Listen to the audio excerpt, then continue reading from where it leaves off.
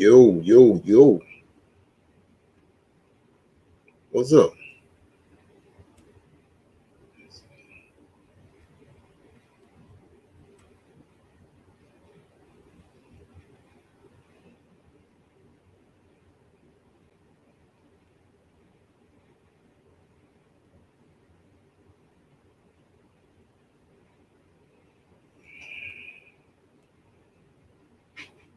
What's going on? I know we late, but it's okay.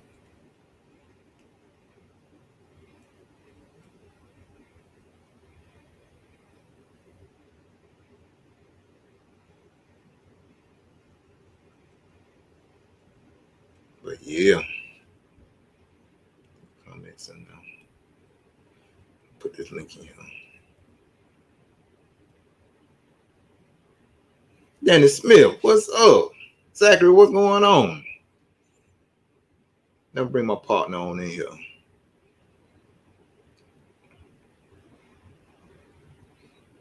Zach, what's up, bro?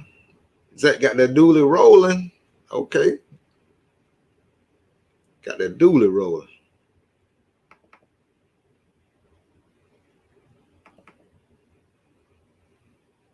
What y'all been up to?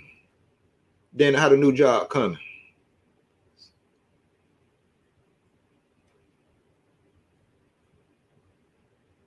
Zach doing them pickups and deliver and pick up, drop offs.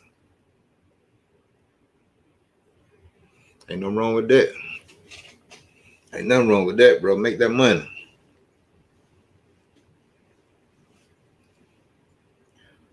Oh, yeah, Danny. Well, you know, you gotta get used to it. You know how it go. You know how you got something new. It's always gonna be kind of crazy from the beginning. Jay Styles, what's up? But yeah, you know how it can be kind of crazy from the beginning, but you know, it's gonna work out. You already know it. It was meant for you to do it. That's why the opportunity came. So you got it, bro. You got it. Zachary, where you going, Paulson? Where you going, Zach? But yeah, I'm trying to bring my partner on in here, man. We just gonna talk about what's going on and stuff. Hey, Dana, that makes it even better when you got some good people behind you. You working for new people, and they down with you. They want to see you succeed. So that's what's up. That's what's up. All them years of hard work, it's about to pay off. So yeah, man, keep it going.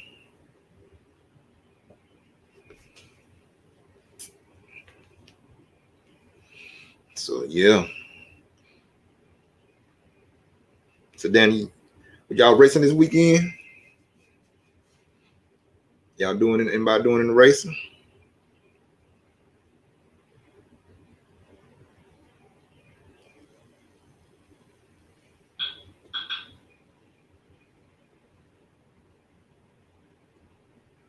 Okay. But yeah.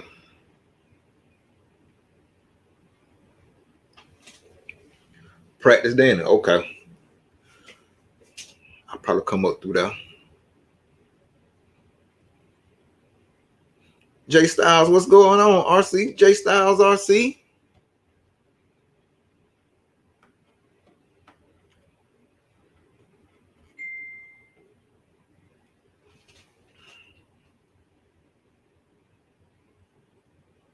They got the sign-ups for the Southern Nats, Danny. Just open up.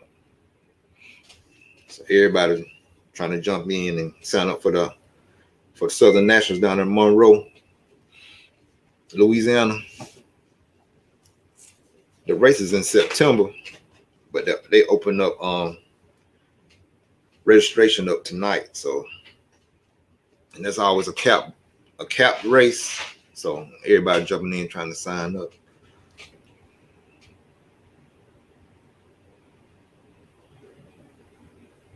So yeah. So what y'all up to, man? What y'all up to?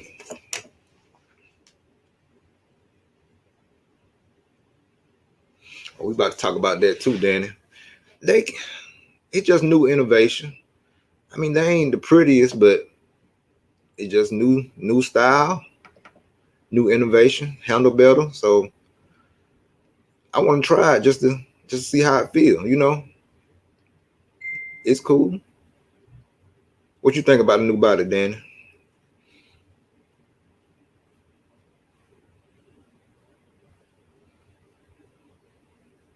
We talking about the new style Truckee bodies. Yeah, the JC one. Is the JC's up for sale yet? I tried to look on there. I ain't see the new bodies yet. Bob RC, what's up?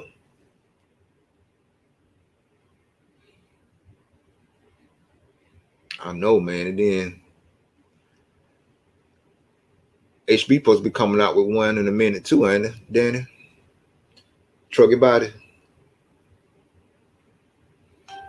Dynasty, what's up, brother? Where you been? Chris Jenkins, what's up, big dog? Fat Daddy in the house.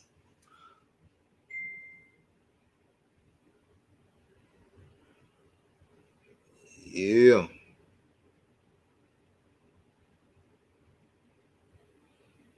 Not yet, Dynasty. He about to jump in a minute. Oh, Danny, HB ain't dropped their bodies yet.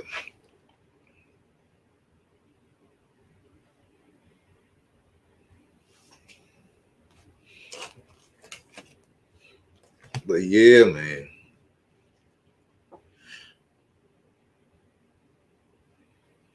So Danny, you know when the new when the J Concepts, they said when their bodies gonna be available. Guru, what's up?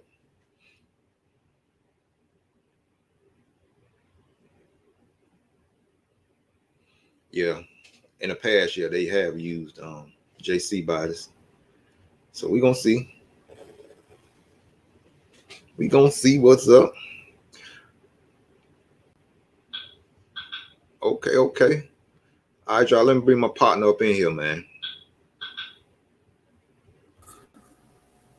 What it do, baby? What's going on, man? Here we go. What's going on? Oh man, hold on. I'm trying to get my thing right here. What's going on, man? Okay. Hold on. What's going on? You might have turned the Oh man, hold on. You might have turned the YouTube. Probably have to mute it. Okay, hold on. My fault. You know, I'm up here tripping.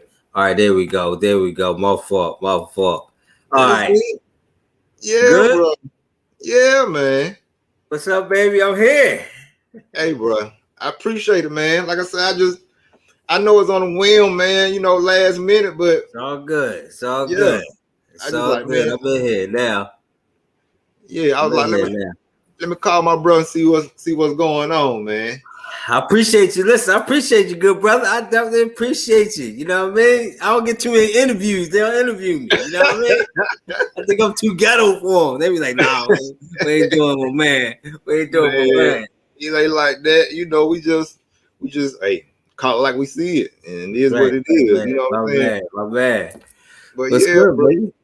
But yeah, bro, man. Hey, man, just tell everybody how this really ain't no really interview, but still, I just want everybody to know how you got started in racing and stuff like that. You know, right.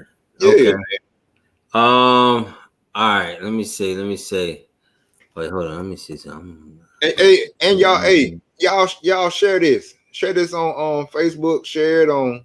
Yeah, share this thing. Share that thing. Yeah, share it, y'all. Share it. Like I said, I'm trying to grow this thing to at least 500 and then hit that 1,000. But once I hit that 500, I'm gonna do something for my peoples now. I got some stuff over here on the table waiting on y'all to maybe hit that 500 subscribe mark. So I got some stuff to hook my people up. We need that 500 because I want to get some of that stuff off that table. I know it's good on that table. Yes, know you got sir. some goodies on that table. I got a couple of them over here too. Yeah, man. Yeah. But Well, yeah, man. bro. But yeah, man, just tell how Rajaa111, how Rajaa came about, like how. Okay. All right.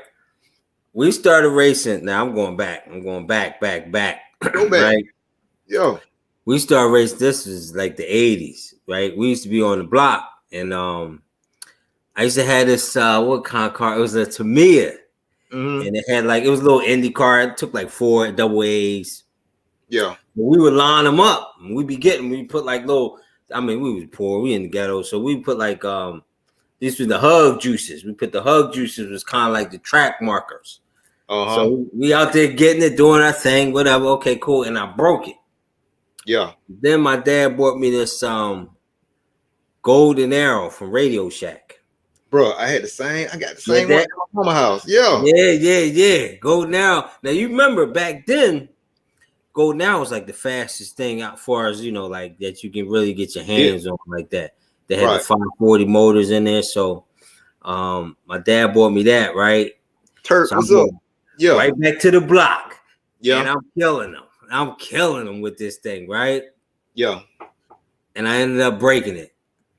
And he was like, that's it. You ain't getting nothing else. You got to get your money up and get your own. So I was like, all right, no doubt. I think I hustled up some money, got what was that? After that, I got the Tamiya Fox. Okay. Tamiya Fox. And the funny story about this, right? Let me tell y'all about this, right? So I get this Tamiya Fox, take it to the crib, cool. I open the box. Now you gotta remember, I'm going back. It wasn't no RTRs, no ready to runs, none of that, right? So I get this Fox and I open the box. This shit, I don't want to curse, I'm sorry. This thing in pieces, right? And I'm like, you know what I mean? Even though I'm young, I'm like, damn, this thing in pieces. Yeah. And I was like, it's broke. My dad said, look, no, you gotta put it together. I call a hobby store. They like, no, you gotta put it together. Right. So we ended up putting it together. That kind of introduced me to it. And then went right back to the block and was killing them.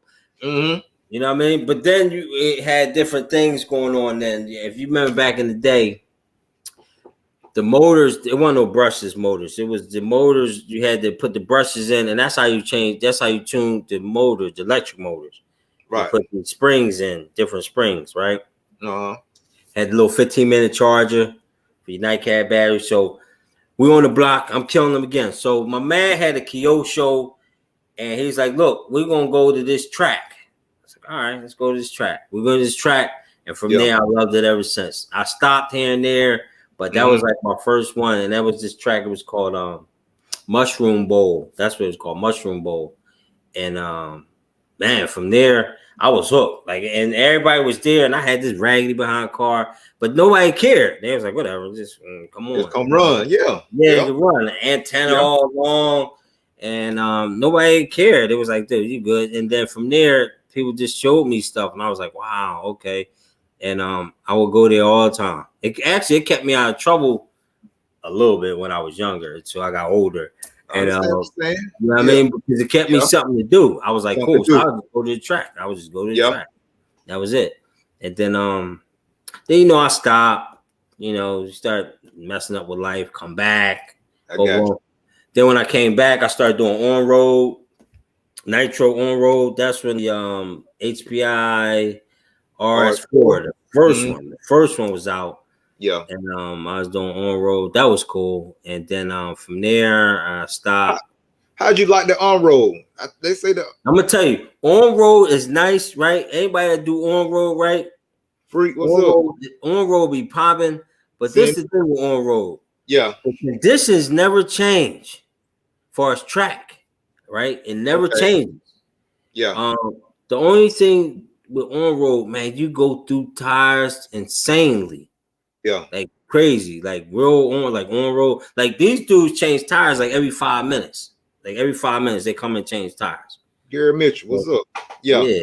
So on-road is fast too. Like you gotta be, you know, like your depth perception Section got right because they be rolling like you be like, wait a minute. Yeah. Like, you know what I mean? So, but on road was cool. But it's no drifting like that.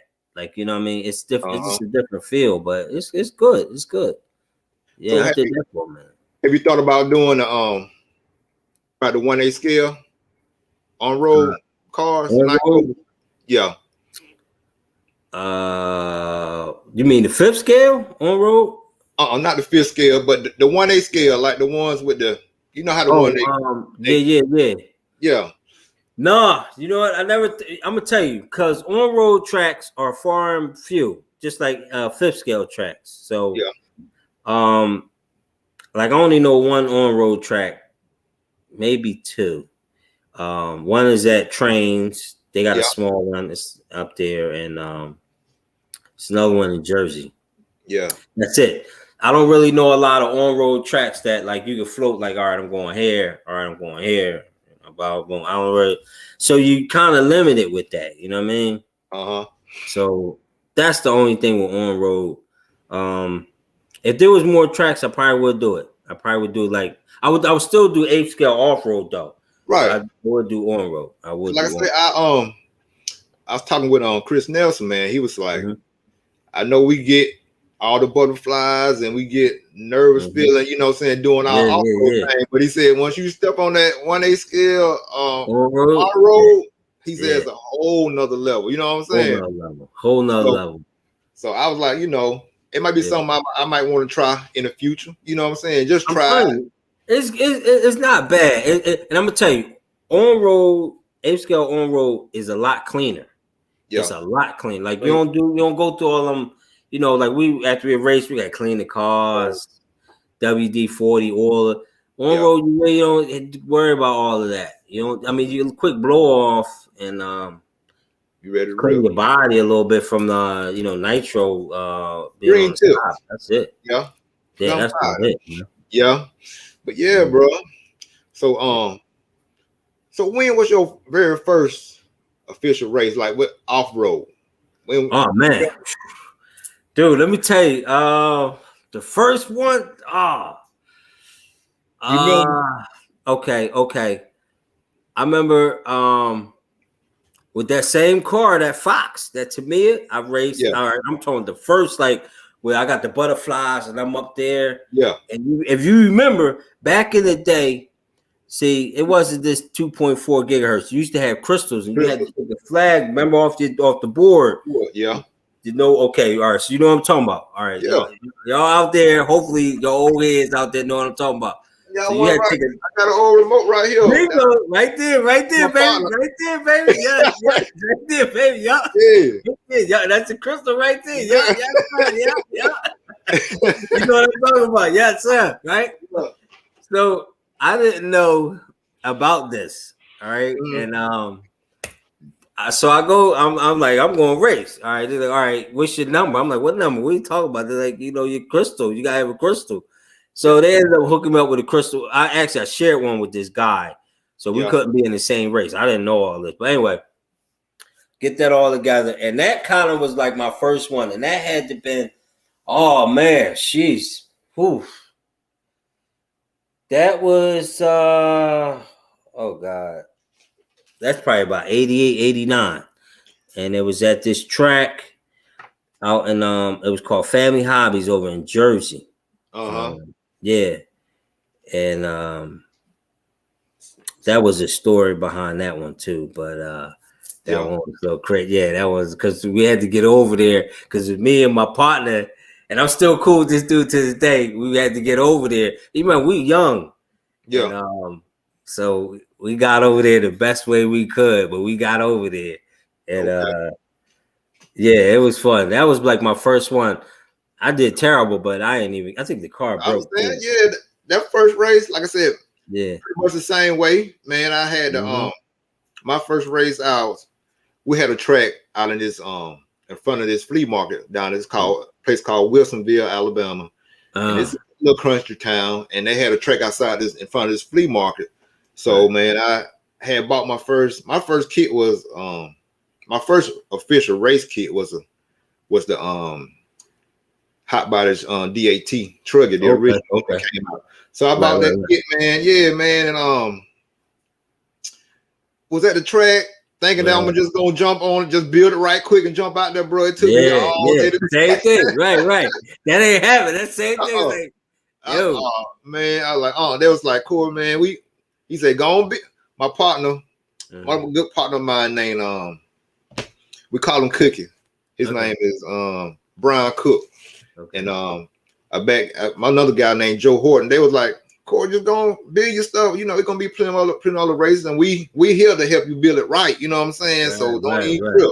So we gonna help you get it together right. So yeah, man, they helped me put the kit together, and then once they got it together right, the next following weekend after that, because that race kind of like every other week, I was out there, man. You know, all over the place. All out there, you know what I'm saying? You all know how it goes, yeah. That's what I'm saying. It was but you know, I had fun, but that really kind of what got me really starting to be getting into nitro, because back then you had the batteries. They was night cads, and they didn't last long, but you had this 15-minute charger. You know, you turn the knob, and boom, right? All right. So you just had multiple batteries. You know what I mean? Boom, you was doing your thing. And then I would see the nitro guys rolling. Right. I'm like, what is that? Right. And the guy was telling me, like, I remember this dude too. His name was Scott. I can't remember his name, but Scott something. But anyway, he was telling me, he's like, oh, they the gas power ones. I'm like, gas power? I was like, right. So I started getting into it. And I bought my first nitro. Actually, my first nitro was that RS4, and I did on road. Okay. And that was my first nitro right there. And surprisingly, I didn't blow it up. But I remember when I did race, I raced at this track. It was up the Northeast. Yeah. On a track out there. I remember I was rich as hell. Now looking back, I was like, damn, I was running rich as hell. But I didn't know. All I know is I started it and the car stayed running. So I said, I'm going with that. Let's go. I'm out. I'm rolling. Right? I'm rolling. I'm out. And I remember the guy was like, dude, this thing ain't tuned right. I said, it's running. It's good. Yeah. And now I look back, I'm like, yeah, you too rich. Leave that out. But then I didn't care how it ran, as long as it stayed running. I was like, I'm good. Bro, I'm the same way, man. Cause there was like, cause my first race kit was nitro. I didn't even. Really? Wow. Yeah, man. And I just hung around the fellas all the time. They kept me going, and then eventually I started, turning needles. Like we be telling everybody here, you just got to get out there and just turn. You gotta get out there and do it. You gotta get out there and do it. So man, I was turning needles. They're like, Corey, man, you. Like you said, you way too rich, man. You look like one of those, mosquito man that comes blowing the smoke and stuff, killing the mosquitoes. They call me the mosquito man because I was running too rich. And but like I said, you just have to get out there, continue to turn them needles and get it right. So that's actually how I taught myself how to tune. Just like. When I think in that race, I kind of cause I was thinking I was going through fuel or something, and the guy showed me. He's like, "Look, you gotta do this," and they sped the car up so much faster. Like I was like, wow. And I remember going to the Home Depot parking lot, and I just started turning needles. Like, all right, okay, okay, and I didn't really know rich lean anything. I just knew like this made it go faster. That slowed it down. That's in my head. Yeah. But what I was thinking. Like, okay, so this is slowing it down. This is speeding it up. Right. Okay. And that's how I rocked it. And then later, I started finding out things. People started telling me stuff. The carburetors were different back then. The carburetors, I think this joint had a 0.15 in it. That's what 0.15 in this joint. Yeah. And it was the rotary car, right? Right. With the rotary. Yep. All right. Boom. You got it, right? So all these endpoints and all that, like, nah, like, I don't know nothing about it. Like, things are different now. It's like completely different. Completely different, yeah. Yeah. Nitro back in the day, was extremely harder and really unreliable back then. Right You know then. what I mean? Right. Now it's kind of gotten streamlined. You can get a good thing to tune, you know, YouTube, all that, you know what I mean? Yeah. But back then it was like, right, because we okay, back then, y'all, we didn't have YouTube back then. No, we had no YouTube. Glow igniters was like the ones. You remember the ones with the big D battery in it? I still got one of them. Yep. Boom. Big D battery. Brr. Okay, when we out. And Keenan White, what's up, Keenan? Yeah.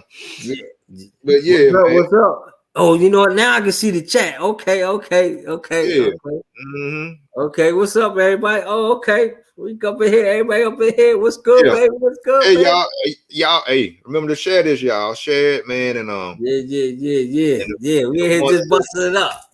That's it. That's it. Busting it up, man. Listen, I feel honored. Like, you know what I mean? Because I don't get too many of these. You know what I mean? I'm like, yeah. Man, I was just at work, man. I was like, man, yeah.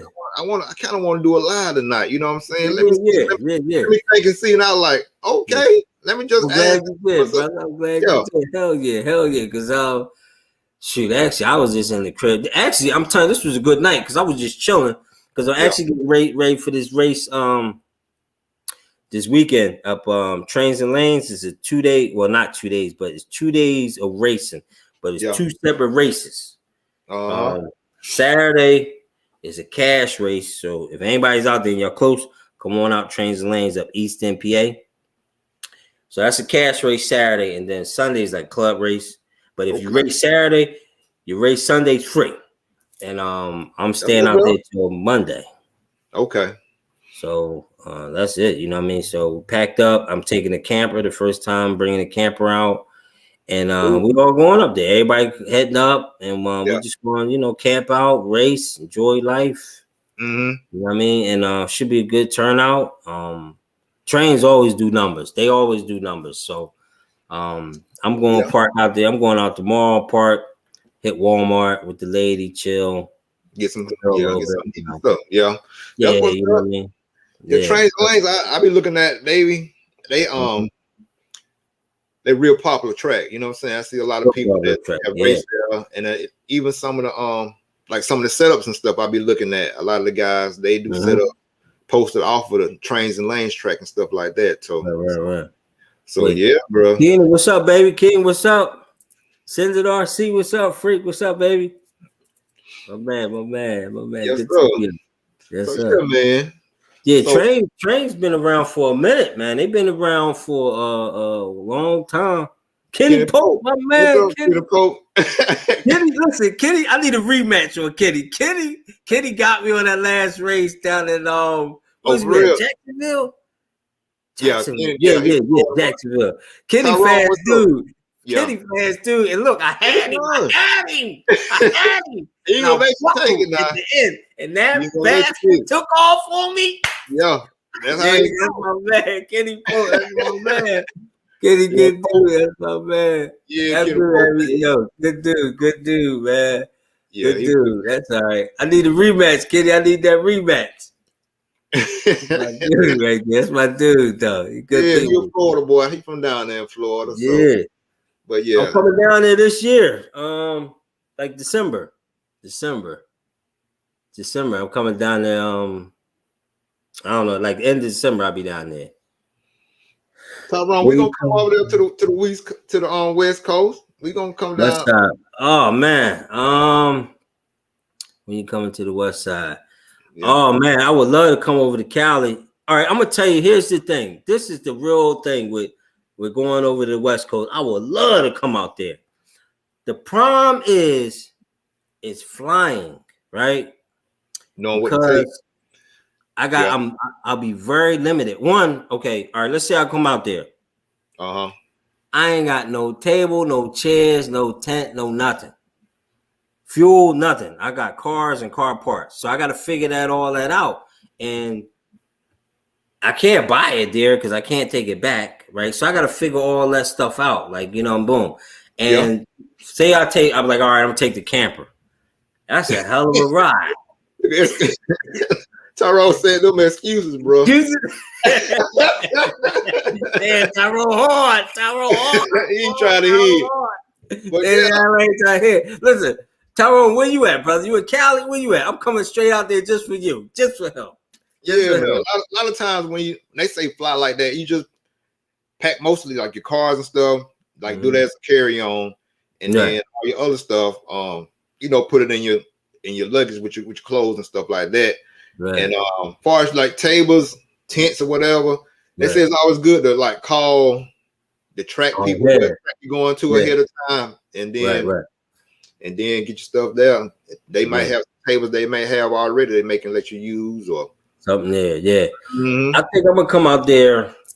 It's gonna have to be a big race because like let's say like DNC. Yeah. Because I know they'll be prepared, like they'll have all that. Yeah. You know what I mean? Stuff like that.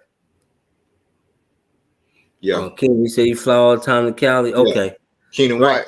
You know, that's Mr. No Name RC podcast right there. Right, my man, No Name. Yo, listen, I need to be up on that No Name podcast. The ratings might go down. They're like, oh, you got Rajaa to hell no. Yeah, man. That's my boy. Yeah, Keenan, man. He down to earth cool cat. Yeah. But yeah. So what from your as far as you do practice all the time, right? You and your boy CJ. Yes, sir. Okay. Is a specific thing y'all be concentrating on while you practice? Are y'all just turning laps, or do y'all have like a specific thing you trying to accomplish while you out there practicing? Y'all be hitting it all the time. You know what I'm saying? We do. The most thing we practice a lot is cat and mouse. We do that a lot. All right. Because what happens is, all right, let's say you racing, right? This happens to a lot of us racers. This still happens to me too. Yeah. The butterflies, okay, when the pressure's on you, okay?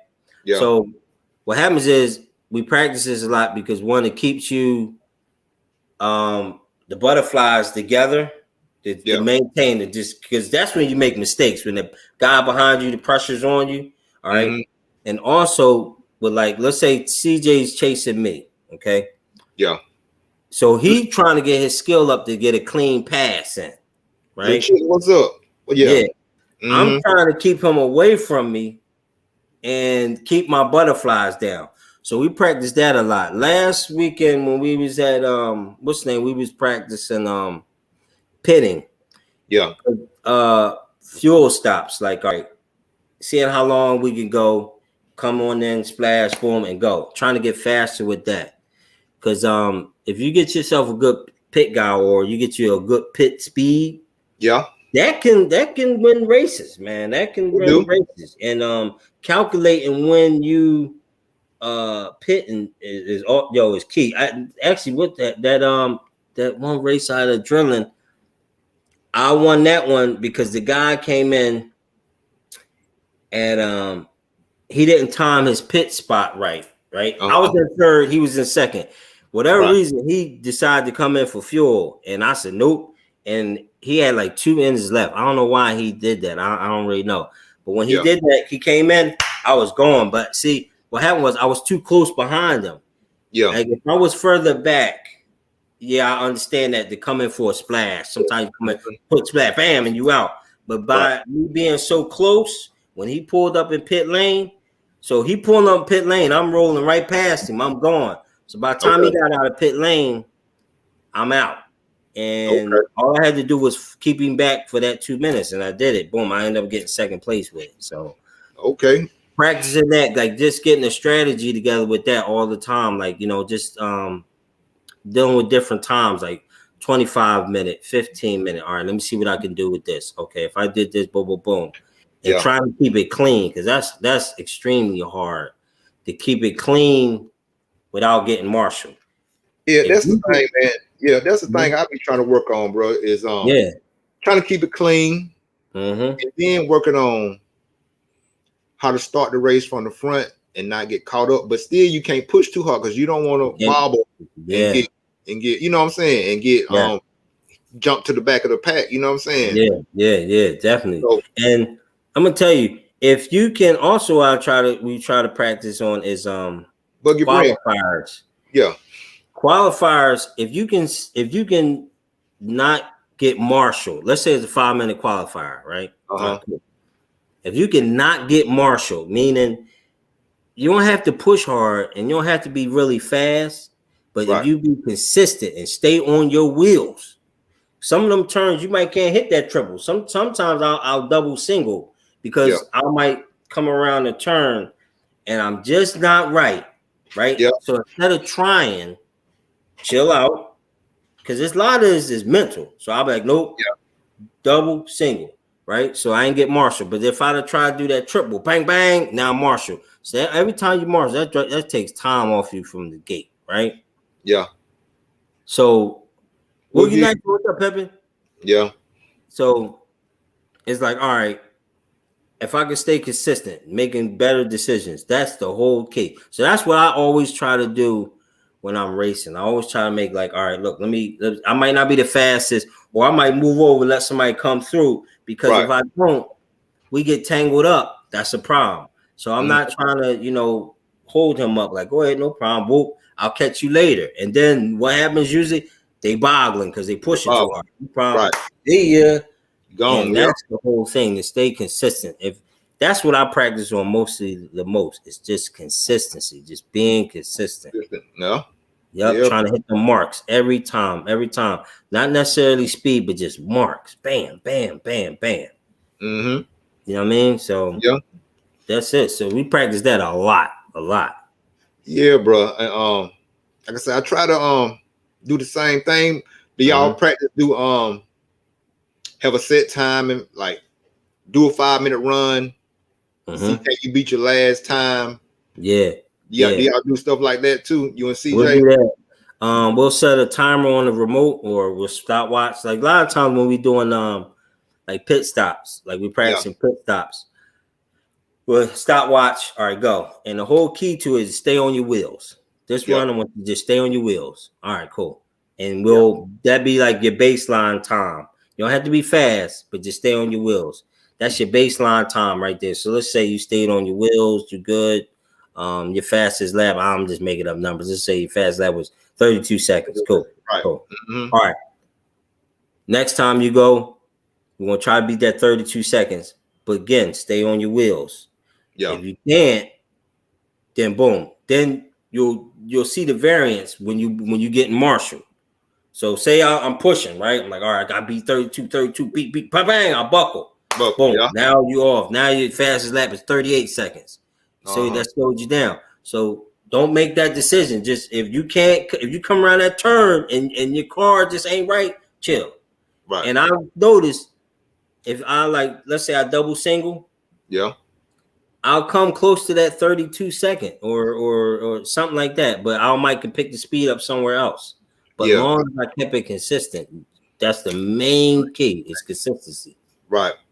Yeah. Because like I said, I noticed sometimes, like you say, if you ain't squared up for that jump, bingo. Right. It's best for you to roll it.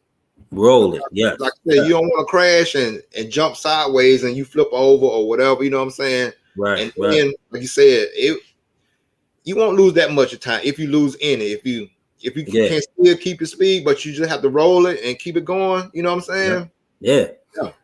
Another thing too is, let's say, especially, I flip motors a lot, right? So I'm going through different motors. Yeah. If I get a new motor, I tune it up. Yeah. Somebody say I'm consistently slow. That's all right, Phil. That's all right, baby. That's all right. You'll get consistently fast. That's how you get faster, though. I'm telling you. Right. If y'all work on, you'll see. You will see. You will get faster. Just slow down. Just be consistent. Like, boom. Like, all right, you ain't got to go into that turn so hot. Just slow down. Okay. And just keep doing that, and you'll get used to it. So, like I was saying with the motors, all right, so if I can put a new motor and I tune it up, one thing I try to see is I never try to run too lean. I know people be like, they try to get that high notes, what they call it, or something, right? Okay, I understand that. But what happens is, if later you burning through that tank of fuel, when that tank usually about halfway mark, right? Half tank, boom, you hit a jump, boom, you flame out. Right there. Okay. The engine and everything might have ran good, but you flame out right there. Right there. Your low speed needle is too lean. right?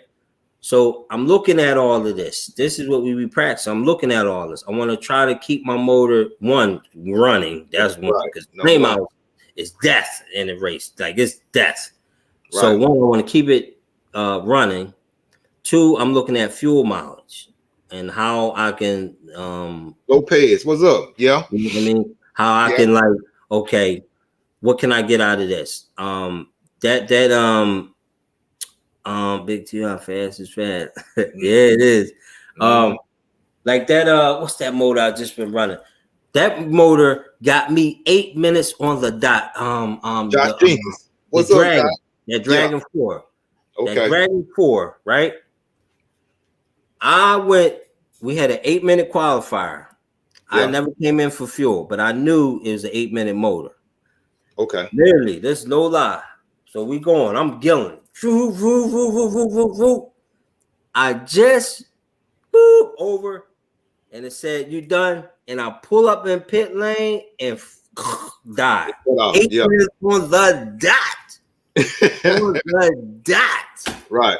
And it was like that. Yeah, but I didn't pit that whole time. And so it's like, okay, I know I can get that. Now that might vary with practice because you might not be pushing as hard, you might be pushing a little more, less, blah blah blah, temperature.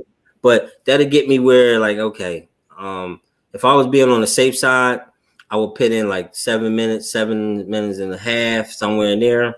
It depends on where I'm at on the track. If I made too many mistakes, I'm playing catch up. And let's say everybody pitting at 6 minutes, I say I'm gonna keep going till 7. Okay. Something like that. You know what I mean? It's just the game, you know what I mean? Like where I'm gonna go in. So yeah, that's about that. So we practice a lot of other stuff.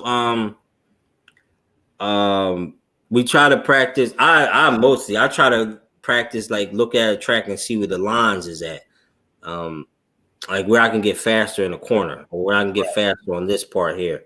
How to approach it. Yeah, how to approach it. Yeah, different approach.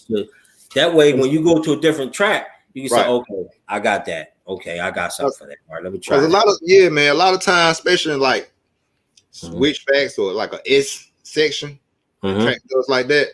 A lot of times, if you really look at it, you may see the lanes like turning. You know what I'm saying? Like an S section. But if you can really see it, that S can be a straight line if you you know what I'm saying, if you really can look for it, and that's the fast line. So it just that's the fast line right there. Yep. Barnstormers track was like that. Where they what was it, Big Apple Challenge? Yeah. That was like that, where it was they had that same deal, like an S deal. Yeah. But if you time it right, you can pop it in that straight line. So normally you can use it as a passing. That's how it was. You can, like, everybody else might be dipping, and if you pop it right, you can shoot past the guy in front of you. But you had to have it right. If not, y'all tangled up. But you know, boom.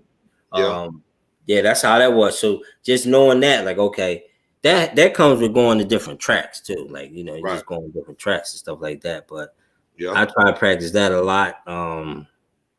Just getting basically just different setups, playing with we do a lot of changes. Like when we go out, like, dude, I be changing, like, I be changing like shackles, and I'll just try stuff. Like, even though this supposed to do this, I say, well, let me try this. Let me try it. Oh, I don't like that. Okay, go back here, try. Go back here. Yeah. I tell everybody, just try things. You just gotta. I try different pipes combinations. Like I said, that Hypex, that's a good pipe. Yeah, man. That thing been working on a lot of motors, man. Like we tried it on the Testman, the Nova Rossi Manifesto. Yeah. It worked on the K302. Beautiful. I mean, like beautiful. It's a good. It seemed like it's a good all around pipe. And it so far it's been good. It's been real. I like that pipe better than the 9901, no Rossi one. A lot better. Which one? The Hypex. The Hypex one? Yeah. I like that better than 9901. 9901 is good, but it seemed like it chokes it. Well, on that particular motor, on that Manifesto, it seemed like it choked it. But this one, let it open up, let it breathe. Big John, what's up, brother? Yeah. But yeah, man, like I said, I think Wookie just did a little video. I think he had I think he just ran his high pegs on there. So it's a real it's a real a pipe that can be versatile. You know what I'm saying? So that's what it sounds like. Okay. So, yeah. So Roger, you think since all of us in here got pretty much a bashing background, you know what I'm saying? Do you think that bashing helps us out on the track to get out of situations and stuff like that? You know what I'm saying? Just to okay, I'm gonna tell you what bashing will do for you though. Real rap. Bashing will teach you how to jump. Like if you jump, okay, let's say, all right, normally we hit a jump, right? Bam. And then when you want to bring the nose down, you hit the brake. Yeah, go ahead. Right? So you try to down it. Okay, cool. Yeah. And if you want to pop it up, you hit the gas, pop it up. If you have, let's say you got 2 ramps and you set them things up nicely, up, down, you can practice that all day, you know, bashing and hitting it. That'll teach you how to jump or how to control the car in the air, I should say. Yeah. It's not like a track though, but it's different. Bashing will teach you like one, you can sit out there and tune your engine. Bashing teach you that, you know. That's why it's important. Yeah. That's why I try to tell them, you know, advise just people just to get out there and tinker. You know what I'm saying? Set some cones up. You know what I'm saying? Yeah, hell yeah, brother. Yeah. Hell yeah. Set some cones up, set up little jump. Like I made a ramp, made that thing out of plywood. Yeah. And people don't know when you're making a ramp, if you make the ramp like this, that's going to shoot you out further. If you put an angle on it, it's going to shoot you up. The whole key is to get it about 45 degrees. That's going to pop you up and send you out. Right. 45 degrees, baby. That's all you need. And that sucker will send you to the moon and out. But if you go too straight up, you're going to pop it and go straight up in the air.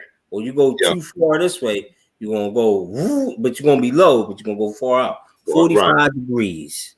That's all you need. And, man, listen, I used to bash. Ain't nothing wrong with bashing. You know, it's just how we learn. Yeah. It's how you learn. It's just, you know, I used to go out the park, getting it, tuning. Okay, cool. You know? Yeah. My boy Chris Jenkins want to know what header did you run with that high pegs? Did it? It was oh man, either 150 or 50. I got a video. Damn, hold on. See, my stuff is packed up. I would have went and got it, but my stuff is packed. Wait, like that. It's in my oh man. Y'all about to make me go get this thing. It's in my bag. I can't think of. Oh, man. Dude, I hate that touch. All right, it's the Hold on. Give me 2 seconds here, pal. Give me 2 seconds, brother. Give me 2 seconons here. I'm gonna look it up. I know what it is. Chris Jenkins. See, my homeboy finna go get the pipe to show you what's up, man. You see how we go get that thing. Yeah. Hold on, I'm gonna tell you exactly which one it was. Okay, it's the L50. L50. Yep. Okay. Yep, this is the exact one, the L50. Yeah, it's called L. It's a combo. Look, go on eBay, right? eBay is where you get it from. eBay.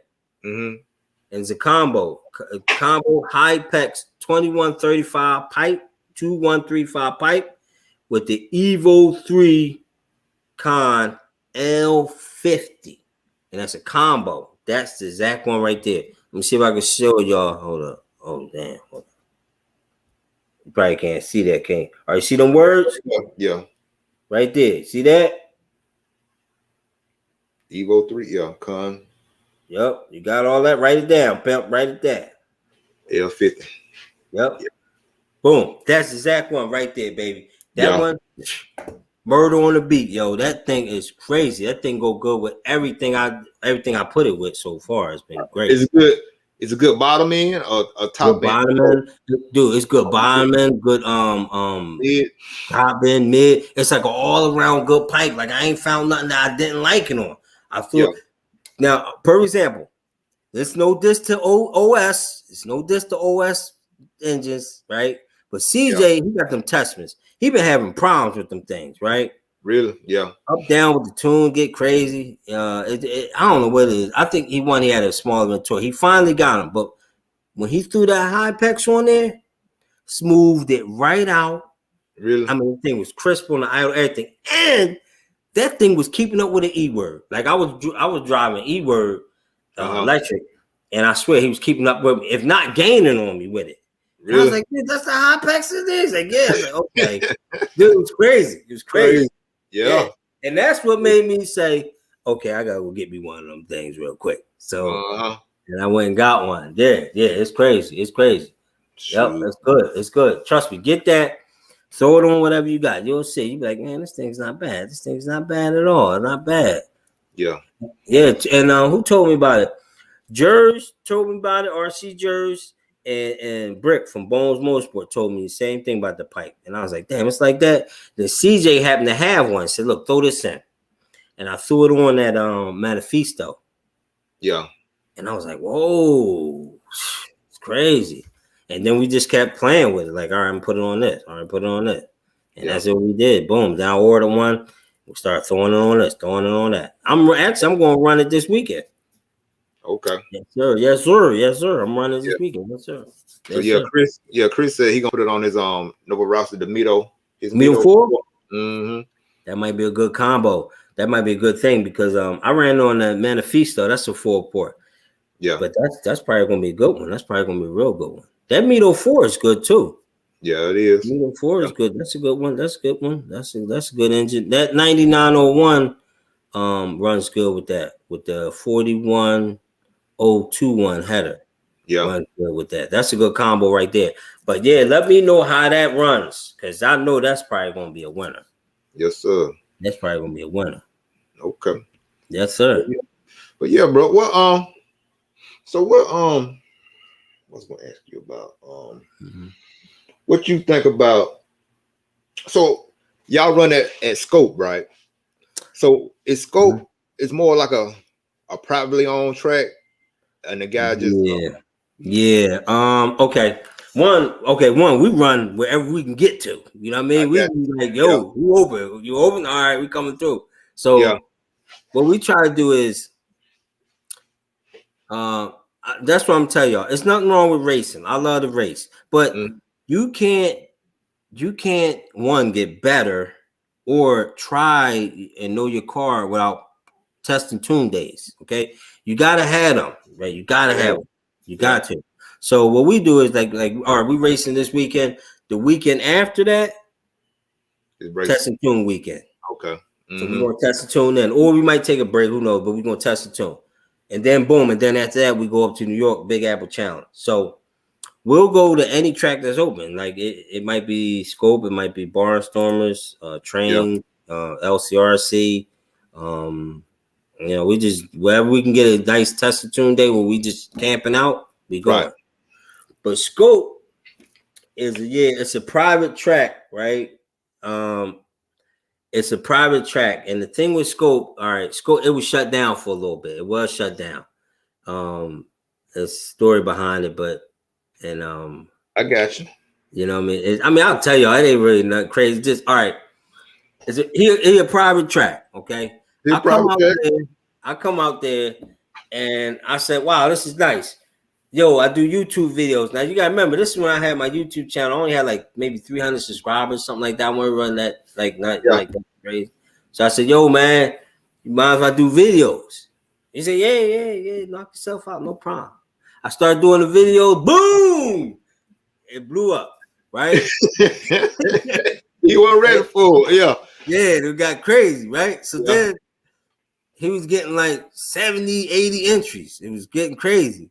And I told him, like, dude, he was like, and then so he had to shut down because insurance and all that other stuff started getting into play. You know what I mean? Yep. And he had to get stuff right. So he's like, look, you can still come out, but no videos. Like, all right. So one time I went out there, just a quick test and tune. It was, it was all good, but he was like, no videos. That was it. Yeah. Right? And then my man. And then he opened back up. So he's like, yeah, you can rock out. I'm good. I got everything straight now. It's like, my man, I'll be there. Right, you coming down to Sunday Point? Yes, sir. Yes, sir. That my man Nuclear Crypto. Yes, sir. Yeah, pimp. I'll be down there. I'm figuring right after Christmas, I'll be down there till after, and I'm staying till after New Year's. So I'll be down there, and this is the plan. We're going to hit what's that track? Mills Pond. We're gonna go down to Mills Pond. Yeah. They're going to hit a race. Then we're gonna go up to Port St. Lucie, hit a race, and then hit Jacksonville, and then we off. Boom. So I gotta call what's name though, because I want to set up a race down there, like a New Year's Eve race or something down there this year at that Point St. Lucie. Yeah, I'll definitely be back, man. Let me tell you something. I will be back down there. If y'all don't know about Sundancers at Port St. Lucie in Florida, man, listen, y'all slipping, dude. Yeah, look at the video, dude. When I tell you we ran all night long, I didn't get to bed like 6 a.m. Like we ran. Yeah, like we was testing things, just burning fuel. Man, it was insane. Yeah. Love it down there, man. Love it. Yes, sir. Yes, sir. I'll definitely be back. Yes, sir. Yes, sir. Yes, sir. Okay. So y'all had a good time down there. Tell them about the track down there. Tell them about how the track set up down there. Down there, Sundancers. All right. Yeah, okay. One, they had this track so groomed. Like you gotta understand this thing, yo. This thing was so groomed, player. I was like, yo, all right, when we first get there. Yeah. And shout out to my man K Dizzle, because K Dizzle is the one who did the plug in for him. You know what I mean? What up, Dana? What's up, Dana? What up, bro? Yeah. What's up, man? So we get down there, track was groomed. I mean, immaculate. And it was like this red clay. I ain't never ran on it before. I was like, oh, okay, you know. That's how it is down south, bro. Yeah, bro. Oh, it was great. No rocks. You know, I'm from up north. You know, we up here, it's rocky, it's all crazy. Down there, this stuff was, I mean, this thing was like, it was so nice. So then they was like, yeah, man, you know, you can camp out and rock out. You can run all night. I was like, you can run all night. I said, dude, you can run all night. They showed us how to turn the generator on. This is the lights. Have fun. Yeah. Like, really? Like, yeah, the owner dude, cool as hell. Cool. Yeah. Oh, man. He only came to meet me. Like, he's like, yeah, man, I love your videos. I just came to meet you, show you how everything work. And you was at home, huh? Just like you was at your own like, okay. Other people came, like, they like members. And man, it was great people down there, and we was down there just chilling. Like, we was down there like just literally living, just boom. And we had the airstrip. If you're into the planes, bring your planes down there. They had a strip down there. We was getting it in with that. We was watching that. That was cool. Yeah. But Brandon Jones, what's up, bro? Yeah. What's up, baby? You can run all night long. And the track was it was a really nice setup. The way they had it is beautiful setup. All the jumps were perfect. It wasn't like sometimes you get to a track and they've been wore out in a while. Usually the center of the jump is tore up. Yeah. You might get the flipping or something like that. But no, all these jumps were like perfect. It was like, it was zero complaints down there. The only complaint I had is that we had to leave. And that's what it was like. No. Lock the gate up at night because of the hogs or something to tear up the field. Really?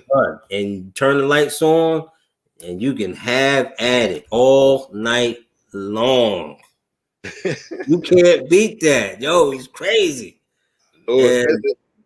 And I felt bad because there was people with campers over there, right? Yeah. And I was like, damn, you know what I mean? They weren't here. They was like, nah, you good? I was like, really? It's like, nah, this with it. And they tell you that when you sign up. They say, listen, this is 24 hours. So if you don't want to be close to the track with the noise, put your camper over there. Oh, really? Yeah, because they know you can rock out. Like, it was good. It was good, man. You can't beat that then, for real. You can't beat that for real, bro. They gave you all, all access. You know what I'm saying? First time being down there. Yeah. Yeah, it was great. I'm definitely coming down. Dane, I appreciate that, brother. Appreciate it, my man. Yeah. My man. Yeah, Dane, show you some love. Yes, That's right. sir. Yes, sir. Yes, sir. Yeah, man, that was good spot. If y'all don't know Code Down, I'm gonna tell y'all. Let's say you in Georgia, whatever. Listen, sign up, get your membership. It's $150 for the year. You can come anytime you want. Sign up, man. Take a vacation down there. Bring all your RC stuff. You can rock out down there, man. It's great down there. Yeah. Yeah. Shout out to Sundancers, man, for the hospitality. Shout out to them. Yes, sir. That's what's up, bro. Yo, What you? Go ahead. What you gonna say? Go ahead. You going to Wicked Weekend this year? That's the plan. That's the plan here too, brother. That's the plan here too. Man, Wicked Weekend, man. That's one of my favorites. You know what I'm saying? Cause right. It's like that red clay, like you like. It's that red clay, right? And you know it's Dave, PNB crew. Mm-hmm. You know they built a track, but it's covered. It's in the arena like we used to, but it's still outside. It just got a roof over the track, but you still outside. You know what I'm saying? Right. So it's bro, you're gonna love it. It's spacious. You can move around. You ain't got to worry about the smoke or nothing like that. Like I say, it's that red clay, and it's it got a roof on top of it, so you can be out the elements, but you still outside. You know what I'm saying? Because it's still open on the sides and stuff, and it got bleachers on the far side from the driver's stand side. Oh, so. Wow. Yeah. I need that. Definitely. I need that in my life. And that's why I'm going this year, because like Mugen Challenge up here, that's a big race up here. Big one. And you know, Drake and all them be there and everything. And that's cool. But I did it the last 3 years. I want to go, you know, I want to do Wicked. Like I never did Wicked. So you're like Wicked. Yeah, I'm going down Wicked. So I'll meet you down there. Like you said, that's the plan. I'm right now, I'm going. And not something stop me, but I'm going. I got you. Yeah. So we're going down. I think Sending and Freaking all them coming down too. I think they've been talking about it. They've been talking about it. Yeah. Mm-hmm. GWT, what's up, bro? But yeah, man, they've been talking about it. So I think we're gonna have another good little meetup like we did at PNB. You know what I'm saying? Yeah. This time I got y'all. I know, man. I know you were stressed at PNB. You know what I'm saying? PNB was something else for me. Yeah, PNB was like, you know what's wild about that too, bro? And this is what I mean. Go back to what I said about the butterflies. I only was really doing PNB because my family was with me, and just to show them like the racing aspect, right? Yeah. I really didn't give a damn. Like I was just like, all right, look, this is what it's about. I did better like that. It's crazy. you was like, whatever. You know what I'm saying? Like, whatever. Like, okay. Yeah. And I'm killing it. I got a bump and everything. Yeah, like, you sure did. And then your folks was down, your family was down too. Yeah, you know what I mean? I was like, I was like, look, you know, I was just happy they came. So the crazy part is they liked it. Wayne, what's up, pimp? What's up, baby? What's up, baby? So they liked it. They actually coming to what we got? Summer Sizzler in Virginia this year. So they're gonna come down. You know, we're gonna camp out, have a good time, chill. You know what I mean? Boom. So they're like, yo, this was fun. I was like, yeah, it's not bad. So then we went and did some other stuff in Tennessee, you know, but that's what that was about. But yeah, brother. Yeah, I'll definitely be down Wicked this year. Definitely. Okay. That's what's up. That's what's up. Man. I don't know who else coming down there. Yeah. Hey, what you think about this? What you think about that new Truckee body? Don't like it. Keep it. You can keep it. Nope. You can keep it. Nope. Hey, you want to try? I want to try it, man. I don't even want to try it. That thing look hideous. Now I don't even want to try it. I see Mayfield Mayfield did good. Shout out to him for at the what's name? Yeah. But Steve Harris, what's up, Steve? Big Bad Gaming. Harris, what's up with you? Yeah. Hold on, pimp. Hold on, my fault. Hold on, pimp. 1 second. Oh, yeah, but I don't like it. I'm good. Like, I'm good. Nah, I would, I'm good. Now, listen thing. Okay, let's talk about it. What do you think you will really gain with that body? Man, they say it's more of a handling thing, performance, more than just, you know, the regular style. But I mean, you know, like when the Truckee bodies that we're used to when they first came out, you know what I'm saying? Everybody was saying the same. Oh no, this and that, you know. But True. it's just a new time, and it's a new Yeah, a new scenario. You know what I'm saying? So it's time to change. You know what I'm saying? But I get it. Yeah, no, you're right, and I get it. You're right. It's just I don't. It's like, you know. But you're right because we're programmed like this is Truckee body. Right. Now, you never know. This thing might keep your car flat in the air, better handle all that. Might do all that. They say it jumps better because they say jumping with the body that we have now it does a balloon effect for the truck. Right. You know what I'm saying? Kind of yeah. So it said this one is more sleek, streamlined. I don't know about the aerodynamics part because you still got the big shock tower in the way disturbing the air. It seems like the body that we have now is more aerodynamic because it's a smooth, you know, smooth thing. Yeah, right. No, you're right. I mean, I'll tell you, I would try one. Right? I wouldn't get it all painted up crazy though. I would try it just to try it. Yeah, and, I'm about to let my boy Steve Harris. You want to jump in, bro? Steve was at the Nats. He ran pro. Mm-hmm. He a pro driver. He ran great, man. And my man, Steve, come on in, brother. Come on in, baby. So let me he can tell us about the gas tank gate. You know what I'm saying? The boys being I know them dudes too, with the gas tanks. You know what I'm saying? So I know them, the Roar dudes. The one dude is G from G's RC Raceway where we go race at. Yeah. So I'm gonna bring my boy in. He can tell us firsthand what happened. You know what I'm saying? Yeah. Bring him on up in. But man. Messages popping. I'm sorry, y'all. I didn't even know y'all was asking these questions. Jones better. Current bodies catch a lot of air under the new bodies. Man. Yeah. Okay. All right, let me bring my boy Steve up in here. All right. Steve. Yeah, what's up? Hey. What's up, baby?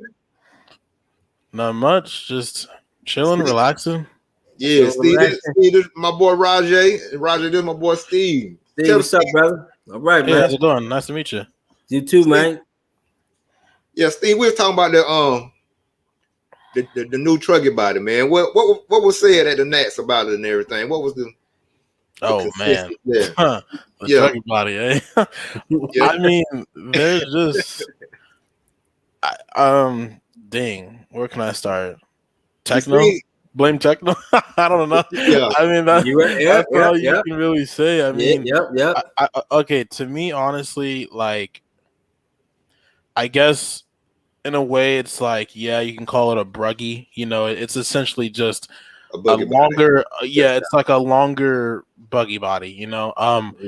Dylan Caldwell actually put on his actual buggy body and mounted got like a piece of Lexan and extended it to the back of the for the body clips and extended it all the way there and ran it in the practice because they ran practice before qualifying started, so he couldn't get docked or get a penalty for it because it was just practice, open practice, pretty much. So he actually ran it, and he said, "Dude, the thing was actually pretty dialed. Like, you could it jumped real good. It's staying flat. Yeah. To me, it's probably faster. I don't know. That's just me. I haven't tried out a body though, to be honest. Right. Yeah. I could see where it's faster, because it's probably a little bit less weight. Let's say a little bit less weight. And with the Truckee bodies, I get the front, so that can kind of be more of a kind of a parachute type of deal, I guess you could say, or slow you down a little bit. I do understand all of it. For me, it's just the look of it. It's like it looked crazy. Yeah. No, I definitely can agree. The look is like, whoa, like it's just crazy to see a buggy like made body now on like a pretty big Truckee. So, I mean, from what I've seen, it did well. I mean, a lot of people liked it. Yeah. It's the new thing. It's a new era. It's a new era in RC. I mean, you I can't. get it. Yeah. There's nothing really you can do at this point. Yeah, I mean, I get it. it's a mecca now. Buggy Brent, he said the way too thin. Right. Now listen, CJ been having the same problem with them bodies. He been using the I forget which ones, but they 1 millimeter. They stronger bodies. I'm gonna have to text him and ask. He probably sleep or something now. But you're right, those bodies are thin, and CJ been having a problem with them. That's why we've been doing the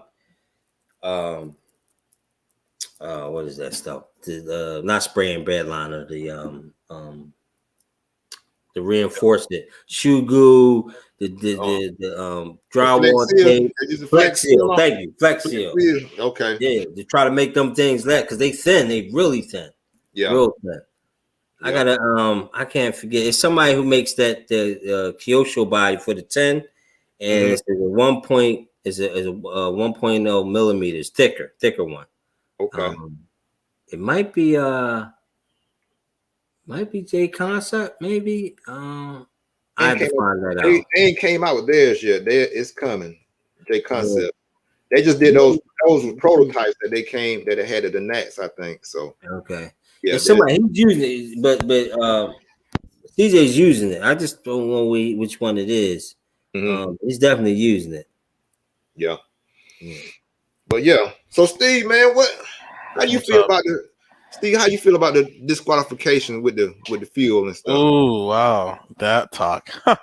Well, I mean, they said it all. I mean, if you watch back the videos with Cole and Ty, I mean, like, they pretty much said it all. Where they won their race, so they were the first ones to get checked out, and putting pressure, like, hot car, hot motor, hot tank, everything is super hot, and it was already a hot day. So you have a hot day plus a hot car, running at ballistic pace. I mean, and then, them adding pressure to the tank and expanding it, and then, it can stay that way, what I mean? So, and there's the extra CC that they just magically have because, the expanded tank. So, I mean, personally, it sucks to see two guys, not be able to attend. It really sucks for those guys. I mean, they,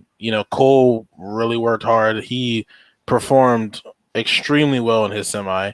Ty did the same. I mean, it sucks, but it is what it is. I mean, to me, it really put, like a stand on me, like, where it's like, dude, like, Roar, like, what are you guys doing? You know what I mean? Yeah. It's like, why are you guys? You guys aren't following like a good procedure. You know what I mean? Like, it sucks. And even Mayfield almost got caught up with it. And he got the lucky end of the stick with with it cooling down enough to edge him off, and he got in. So it sucks. It sucks to see, but it is what it is. And it's true, But like I said, like Keenan had the Royal President, on their show, talking about it and stuff. And he was saying like how they measure the tank was like, I think he said they used like a aquarium, like kind of like a pump thing or whatever. Yeah. And so basically you pump it up, you use your foot to pump it up. And I'm like, how you gonna measure like the pressure when you're using like your foot? Just think about it. You're using your foot pressure to pressurize this little bit of tank, what I'm saying, and it's hot. How can you control the amount of pressure doing it that way? It'd be different if you had like a hand pump. You can, pump it better or gauge it better. Right. But he was just saying that's how they did it, and it was over. What I'm saying? It was over the capacity, so they just had to. But and that's the thing, right? Like when I'm checking my tanks for air leaks, you can blow on the line, right? Blow on the cap line, right? Hold the other one, and you can see the tank expanding. Like, you know what I mean? Yeah. So plastic gets soft, it gets malleable. So I don't know. I really don't, like, I am tech dude, so I don't really know what they might have thought this was going to work. And I get it. We all make mistakes, whatever. But I guarantee you, The next one that won't be there, I guarantee you, the flack you done got for that, I guarantee you, they might say, look, that rule just gonna be out. If they don't find a better way, I guarantee they won't do that again. Yeah, they're gonna find a better way. They're gonna find a better way because they got a lot of flack. Honestly, to like kind of add in with like the whole Truckee bruggy thing, it's like if you look in the rule book, right, it's supposed to mock a full size truck. That's where like the rule thing started like coming out of nowhere, because a lot of the time, like honestly, like to be realistic, we've never really went by the rule. There really wasn't ever a problem in RC, you know, at a big race. Everything was pretty much straightforward. What's done is done. Whoever gets DQ gets DQ'd, et cetera, and then like once it was crazy to me to even see a buggy body a trucky body like that pass through as a air quotes full size mockery of a full size truck. You know, it's like, dude, like you guys are just kind of like, you just let one rule just go by right there. Like, true. You might well just take that out of the rule book at that point. That's true. That's a good point. That's a good point. That's a good point. That's a very good point. Yep. There's no point to have that rule in there. And honestly, just in general, Roar needs to be looked at differently. Like they need to work on some of the old rules. Yeah, the rules they need to work on the rule book. They need to work on a new staff. I don't know, but it's just I don't know. It's too much, you know. So how they Steve, how did they do your car when you had to go get tech and stuff? How did they do your car? Did you watch them, or how's the process? Honestly, it was quick. I had my car back within like 30 seconds. I think it's just like normal tech. You know, they take off. From what I've heard is that they take off your fuel line, you know, and then they have like a little like a scientific glass or whatever. And then they, like you said, they use their foot and they're taking that and they're just basically taking a full tank and just transferring over to the scientific blah, blah, blah, blah, blah, whatever. Yeah, aquarium pump, whatever you can call it. Yeah. And then it fills up to a certain point to where it's supposed to meet a certain, you know, requirement. And then, you know, I've never, ever, ever had a problem. I was scared to even have my shit like get, you know, messed up because it's like everyone else is having this problem and like I'm coming hot off the track and then they're taking my stuff and it's just like, bro, like what, you're making everybody scared. You got Mayfield putting not Mayfield but other drivers putting pistons in their tanks to meet, you know, to kind of safety meet themselves, and it's like, okay, now yes, tidal drive aquarium pump to the pressure line and push the fill out. And then it's like they're putting pistons in their tank just so they can meet, like, so they're like safe. And it's like, dang, like now you're taking away, now you got to account for the pistons being in your tank. So now you're losing a few cc's per piston. Fuel mileage, You so know what I mean? And this is what Mike was saying right here. Mike was saying, he said, Mayfield even took his pit down to 6:30 and a half, versus 7 and 8, you know, versus regular 7 to 8 minute pit stops. He took it down to 6:30. Now you see that? Right. It sucks. Yeah. Now you see that? Now, so you cutting down to 6, so that adds an extra pit stop, right? Basically, it depends on the time of course of the race, right? So if you're taking it down to 6.5, which I understand why. I would have, you know, did too. Be on the safe side, Be on the safe side because, you know what I mean, you literally got a little bit less CCs. Okay. That adds a pit stop into you. So it depends on where you're at in the race. That'll make you lose. You can actually lose by that because it depends on what's going on. Like I said, if the guy ahead of you, or behind you is really close, and he might not need fuel. And it's close to the end of the time. So y'all racing to the line. You going to get a quick splash because you're doing 6.5. Right. And let's say it's a 30-minute race. You're doing 6.5. That's 3 at least. And you might have to come in for a little ping and keep it pushing. Right? Yeah. That's Instead of doing 8, 8 you can mess around and get through with 8, and you might coast on fumes in that last bit, but you might can get it. Yeah. But that 6.5 might make you lose. It depends on where you're at. Now, Grant Mayfield was up, so it didn't make a real difference. But if somebody was on his ass, you go up and dude said, look, I'm gonna just keep it pushing. Boom. That'll make you or break you, baby. I'm telling you. It'll make you or break you. You're right. You're right about that. Pit stops are nothing to mess with for sure. You can definitely lose a race. You know, that splash that's an extra 5 to 6 seconds of you peeling off and losing pace. And that 5 to 6 seconds is someone coming up to pass you. So yeah, I mean, fuel mileage is super critical.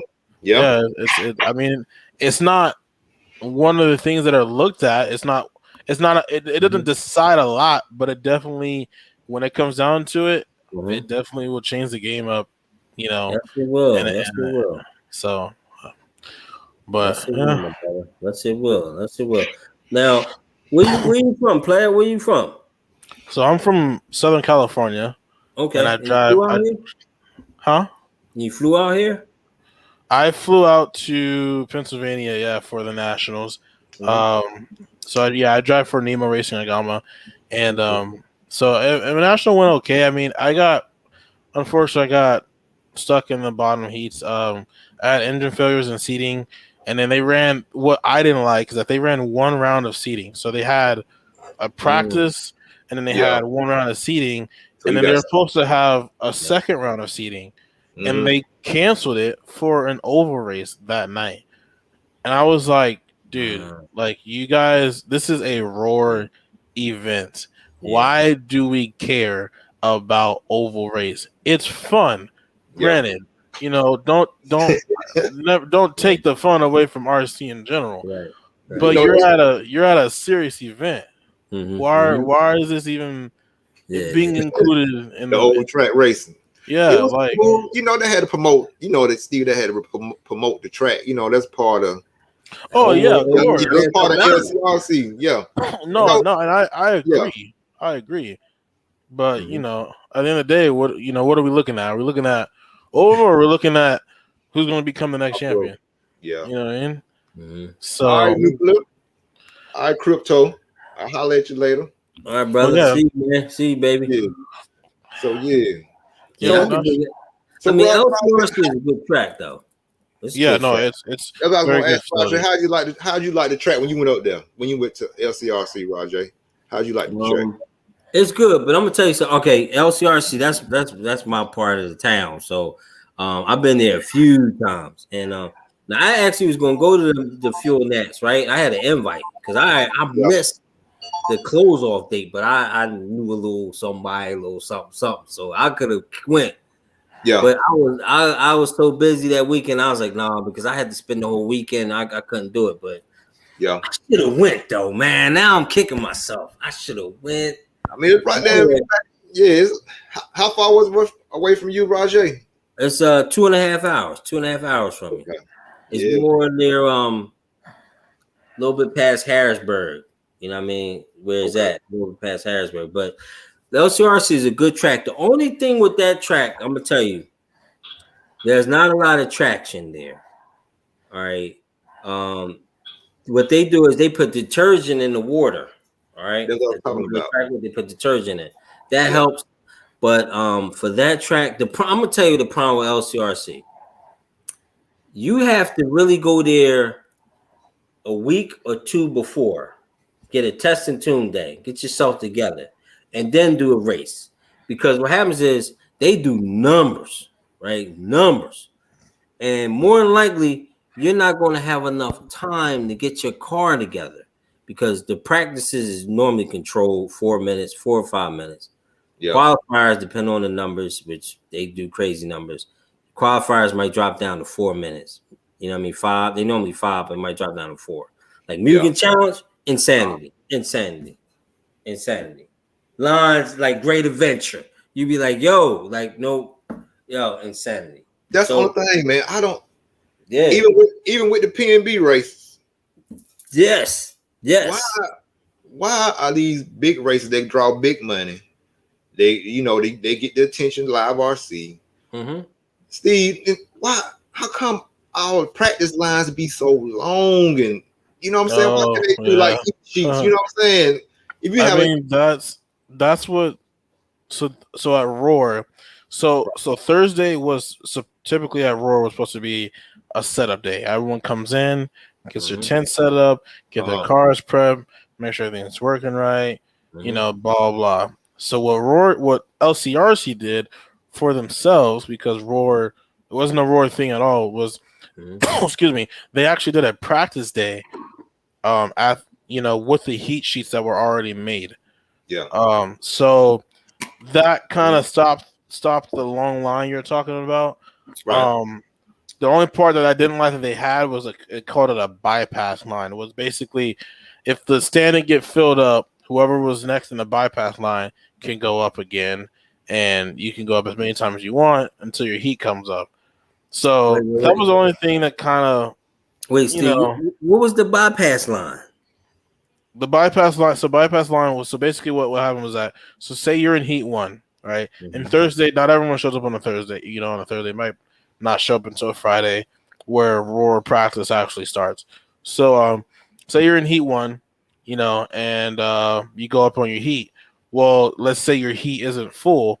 Not everyone was there. Say there's 7 people out of 13 at a stand at LCRC. Well, then now you're going to take and you're going to fill in those positions with the people that are standing in the bypass line. And the bypass line was basically, if your heat wasn't up, you can stand in the bypass line and you can basically go up on a heat that's not yours. So basically what people use that advantage to kind of like, they did their heat. They did their heat and they go back in that line and wait. Hey. And then they fit themselves into a open spot. Yeah. So I mean, how did you get in the bypass line? Did you have to pay to be in bypass line or something? No, you just walk up and just stand in. It was just 2 separate lines, but the bypass line, it was huge. I mean, there was a lot of people that wanted an extra run because essentially you're only 1 run per round, but people wanted to really get their cars down. Like he said, like LCRC, it's a great track, but that track is definitely difficult. It's I mean, I picked it up pretty quick, but I mean, I wish I had more time. I wish I would have came to the warm up nats and really got the car settled for how the track. The track is different. The track looks high grip, but it's essentially it's not. I mean, it ended up getting high grip towards if you leave it dry and don't water. Well, then the track will become quick, but for the most part, that track, you can struggle with traction. So you wait, hold on. Wayne RC, how is Summer Sizzler? Wayne, Summer Sizzler is popping. I love Summer Sizzler. I love it. It's a good race out in the mountains, beautiful scenery. Come on out, brother. It's a good race. Summer Sizzler reminds me of it's like a baby PNB. It's in an arena. You know what I mean? Huge. It's not as huge as PNB, but they starting to get there though. But it's like not watered down, but it's just a smaller scale of PNB. Driver stand is insane too. The driver stand is crazy. And they build it up, they build the driver stand. It's just like PNB, but just a smaller scale. Summer Sizzler, and then they have Blue Ridge. I think that's in October. But I'm going to both of them. I love it there. It's great. Love it there.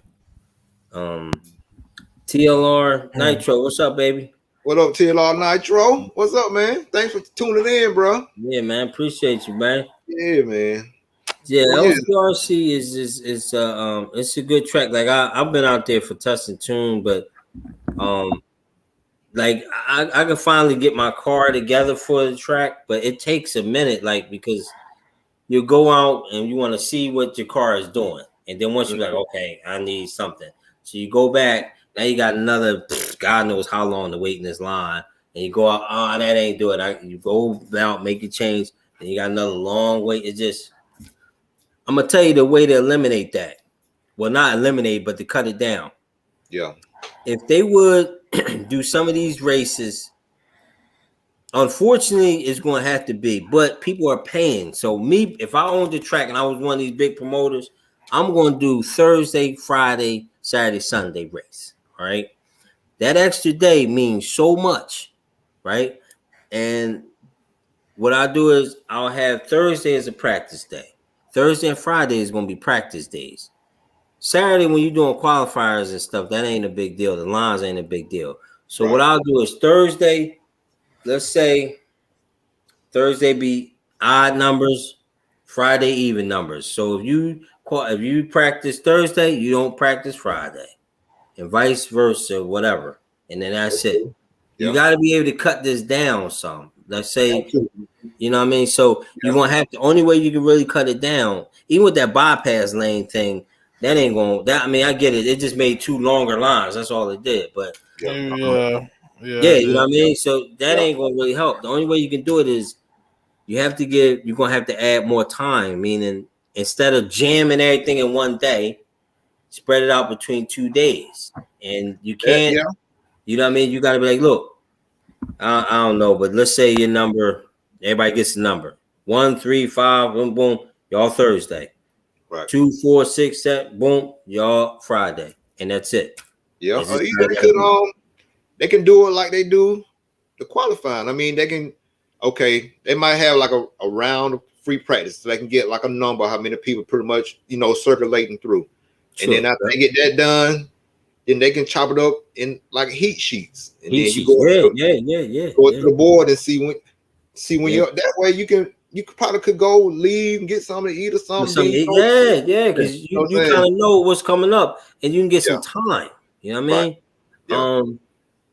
That's kind of been discouraged. Give me 1 second, guys. You guys keep talking. Give me 1 second. All right. Yeah, especially with that the fuel nets. That's why I didn't like. I could have went. I had an invite. I could have went, but when I was like, nah, I already knew what it was going to be about. I was like, nah, I don't feel like it. That's why I asked you, did you gonna go up there? You were like, no. I was like, I'm not sure. And don't get me wrong, I wanted to, but I already knew. The money I'm kicking out to get up there, be up there, all that, and the short amount of time you're gonna get, right? So it's like, nah. And I had stuff to take care of that weekend. It's like, nah, I'm good. So okay, I'm back. Yeah. Okay. So I was like, nah. I was like, nah, I'm good. That's why I don't really want to do Mugen Challenge this year. Like every year that race gets bigger and bigger and bigger. I'm talking about 600 entries, 500 entries every year. And I mean, I like camping out and chilling with everybody, but I want some time too. You know what I mean? Like I get out there, literally, you go, and of course you don't know the track, so you might boggle. You come out the first jump, boggle. You ain't got it together. Boom. All right, you get something. Tune my low speed. Boom, your practice over. You like that? You flame out. It's over with. You know, you gotta get it back in the line. Next thing you know, you back in this like Great Adventures line. You're like, man, I don't feel like it. So me, I'm kind of be like, look, I'm putting these tires on. This tire's gonna run. Let's go. I'm racing, and that's it. Yeah, that's it. I just make it work. Fall back what Tyrone said in chat. So I agree with both of you. It's a good thing to look at with the whole odd even day.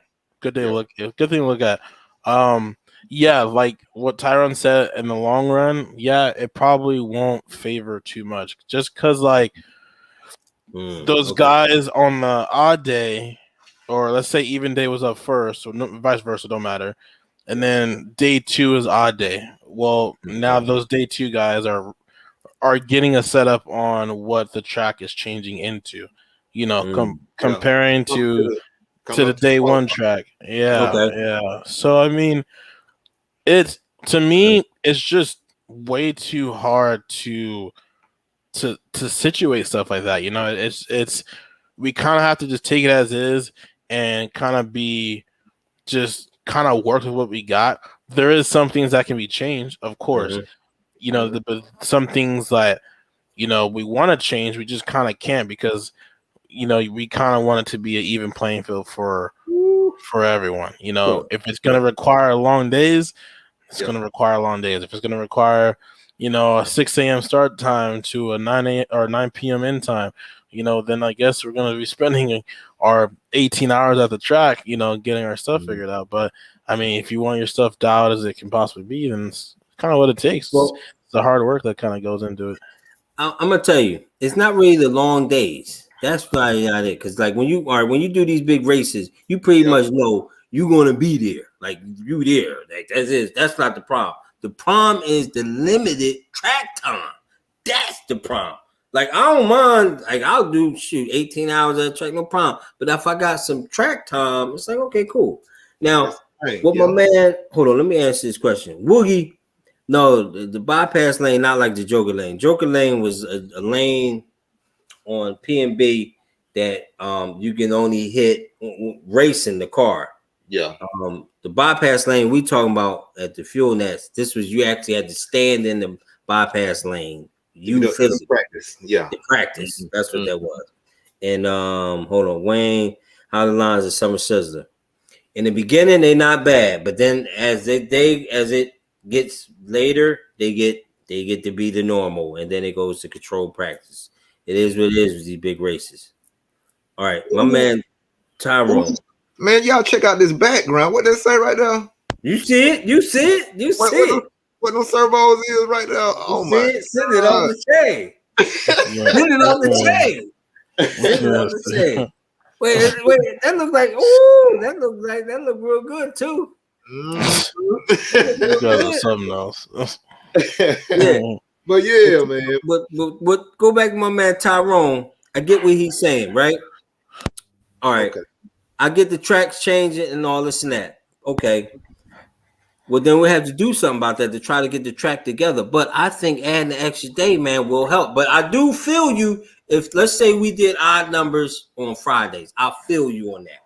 Yeah. I do feel you right. And everybody gonna try to be an odd number. That's what happened with that. True. That's true. To try to I get that. You are absolutely right. Try to but it gotta be some way. Yeah, go ahead. It gotta be some way that we can get better time, or this thing gotta be split up because jam and everything. And let's say we start at 6 a.m. Friday for practice. PNB was 6. PNB, per example, PNB had 24 hours practice. 24. And the lines were insanity. Exactly. Insanity all day. That's why I rolled out. I was like, forget it. I'm going with my family. We out. We went and got something to eat all day. Even later that night, like I went back like 3 o'clock in the morning and it still was crazy. Yep. That's what I'm saying. So they're gonna have to make some sheets or something. It's a way. Like I said, they get and like this Southern Nats race coming up down in Louisiana, Monroe. Yeah, I'll be there for that one. Yeah. Yeah. Mm-hmm. I mean, if they can find a way, well, this race is capped, so it can't be over like 2:30. Oh, actually, you know what? Yeah. I gotta sign up. Yeah, because the sign does open. They open up today, so everybody be on there trying to get in. You know what I'm saying? Right. So when is that race? In September, I think 17th. So it's month after Louisiana. I wouldn't mind doing that one too. Yeah, it's in Monroe. Yeah. Monroe. How far is that? I'm gonna have to look that one up. I might. It'll be a ride for you, but it's worth it though, because it's like I said, I ain't never been myself, and I'm trying to get down there. But it's indoors in the arena, and it's air conditioner all the way through, and it's capped, so it ain't like it's gonna be like at PNB or nothing like that. It's gonna be boom, boom, boom. You know what I'm saying? A good race program. So yeah. Now that's a way, but we know this ain't gonna happen. But that is a way to get more track time. Bingo, you got it. Yeah. Cap the races, but they ain't gonna cap it. You can forget it. You can forget that. Like say PNB never be capped. Now fuel nets was supposed to be capped at 300, right? Yeah. But you see what Tyrone did. You know what I mean? Yeah. Silver State and DNC practice is Wednesday. Practice 2 days. 2 practices each class Thursday. Truckee. Right. You know what's crazy? I supposed to have been at Silver State this year. I paid and everything. And I didn't go. You know, my mom passed. That kind of like shut me down. But I supposed to have been at Silver State this year. Everything booked up and everything. Yeah. It just, you know, it is what it is. But yeah, see, Silver State started Wednesday. You see what I'm saying? They just added time onto it. So like I think with these big races, like all right, okay, especially let's say PNB, because that's kind of like the biggest one. PNB, DNC, stuff like that. Mm-hmm. I think they should be like, I don't know, week or at least let's say Wednesday to Sunday. Add more time where where it's like now people granted might not go to as many because of so long of a stint. You know, you got they did add a day one year at PNB, and the turnout wasn't as good because people had to get off work and make arrangements for that extra day. You know what I'm saying? Just for the extra day. Just right. You know what I'm saying? But right. It wasn't a good turnout when they did it that extra, because they did try, bro, an extra day. And then it wasn't hitting on nothing like it usually be. So it wasn't like boom. Right. So they went back to what it is now, pretty much. You know what I'm saying? The schedule, what it is now, they went back to that. So but it's like I said, it got to be a better way though. You know what I'm saying? Because like I said, we pay, and now we paying $100 of an entry. If you know what I'm saying, if we ain't got it like that, you know what I'm saying. So entry, it's insane. What? Dude, I think this year PNB or whatever gonna be at least like 110 entry. Damn. And listen, that Silver State, when I booked mine, it was 85, right? And then COVID hit, right? And then nobody knew what was going on, whatever. Then he said, all right, it's on. Cool. Now it's $100. Like, whoa, but I emailed him like, yo, Joey, I ain't paying no extra. He said, no, people that already paid, they moved them over. Right. Newcomers, 100. Which I think that was unfair. I really do. It's cutthroat, man. Like I say, you know what I'm saying? Like, if it's 85, this dude paid 85, why I gotta pay 100? Like that was that's crazy. Yeah, that's rough. Yeah, especially for the new guys, man, or the people just not getting into the hobby, or ones that just now trying to get on the road and travel a little bit to these races. You know what I'm saying? Right. Sure enough, you get more. You get more publicity and stuff like that at the big name races. But and hey, bro, you put a bug in the ear at the guys at that Summer Sizzler, man, up there in Virginia, man. They if they can see what's going on and they can catch the drift and keep everything like it is. I'm gonna tell you something about Summer Sizzler. That's one reason why I bang with them too. One, it's only 75. A lot of folks gonna start shooting up there to Virginia. Yeah, it's only 75. Yeah, but the dude Josh, who he's the one who run it. Yeah, this dude is a stand-up guy. Yeah. If you see, I did a video there, and the track wasn't that they built the track. They're trying to get it together, and I understand, you know what I mean. And it was rough, so I think somebody complained, whatever the case may be, whatever. I was like, I'm good, you know what I mean. So anyway, he said, "Listen," he stopped the race, everything. He was upset. He was like, "Look, you can tell he passionate." He said, "Listen, I'm so sorry." He tried to fix the jump. He said, "Listen, if you came to this one, the next one you in free." And he was a man of his word. So when we came back down there for the next one, and they had the man built. Anthony Westergaard, your homeboy, Stephen Harris, Anthony Westergaard. Wait, Anthony Westergaard did what? He built the track over there at the Summer Sizzlers track up there in Virginia, Wicksville, Virginia. Yeah, Anthony Westergaard built their second track. You know what I'm saying? That second year. Yeah. Oh, okay. Yeah. And he let us in. He was like, "No, it was free." He was like, "Nope, you came to the last one, you win." Man, it was word. It was like, damn, that's what's up. Like you know what I mean? And I know he lost money on that, but it wasn't about that. Right. And but that's why everybody, keep going. He keep growing it. So like this year, look, I'm there. I already signed up for both of them. and he hasn't went up. Still 75. He's still 75 for both. Like I said, if he can keep it like that, a lot of people gonna shoot up there to that. You know what I'm saying? I'm telling you, yo, it's the next thing. I'm guaranteed. Mark my words with this video. Mark, he the next one. Mark my words, he the next one. Yeah, he gonna blow up. He gonna blow up because it's gonna be like, all right, you talking about 110, like, oh man, like, damn, how much cost? Like, which name was 80? Now I get it. Live RC was there, so I understand. You know what I'm saying? I get it, kind of, but man, forget that. And I'll keep the price down. I'll be like, my homie got a camera. Yo, stream that to Facebook. We out. Boom. 65. Done. Like, dude, you think about it. Like, I get live RC there. Okay. I don't care about that.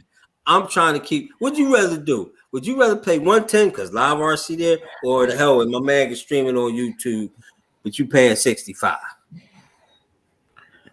I'm like, streaming something on YouTube. 65. I'm in there. I definitely agree with the prices being quite outrageous. I mean, it just outrageous. It sucks that it's so high, and it kind of prevents some people from racing and even going because they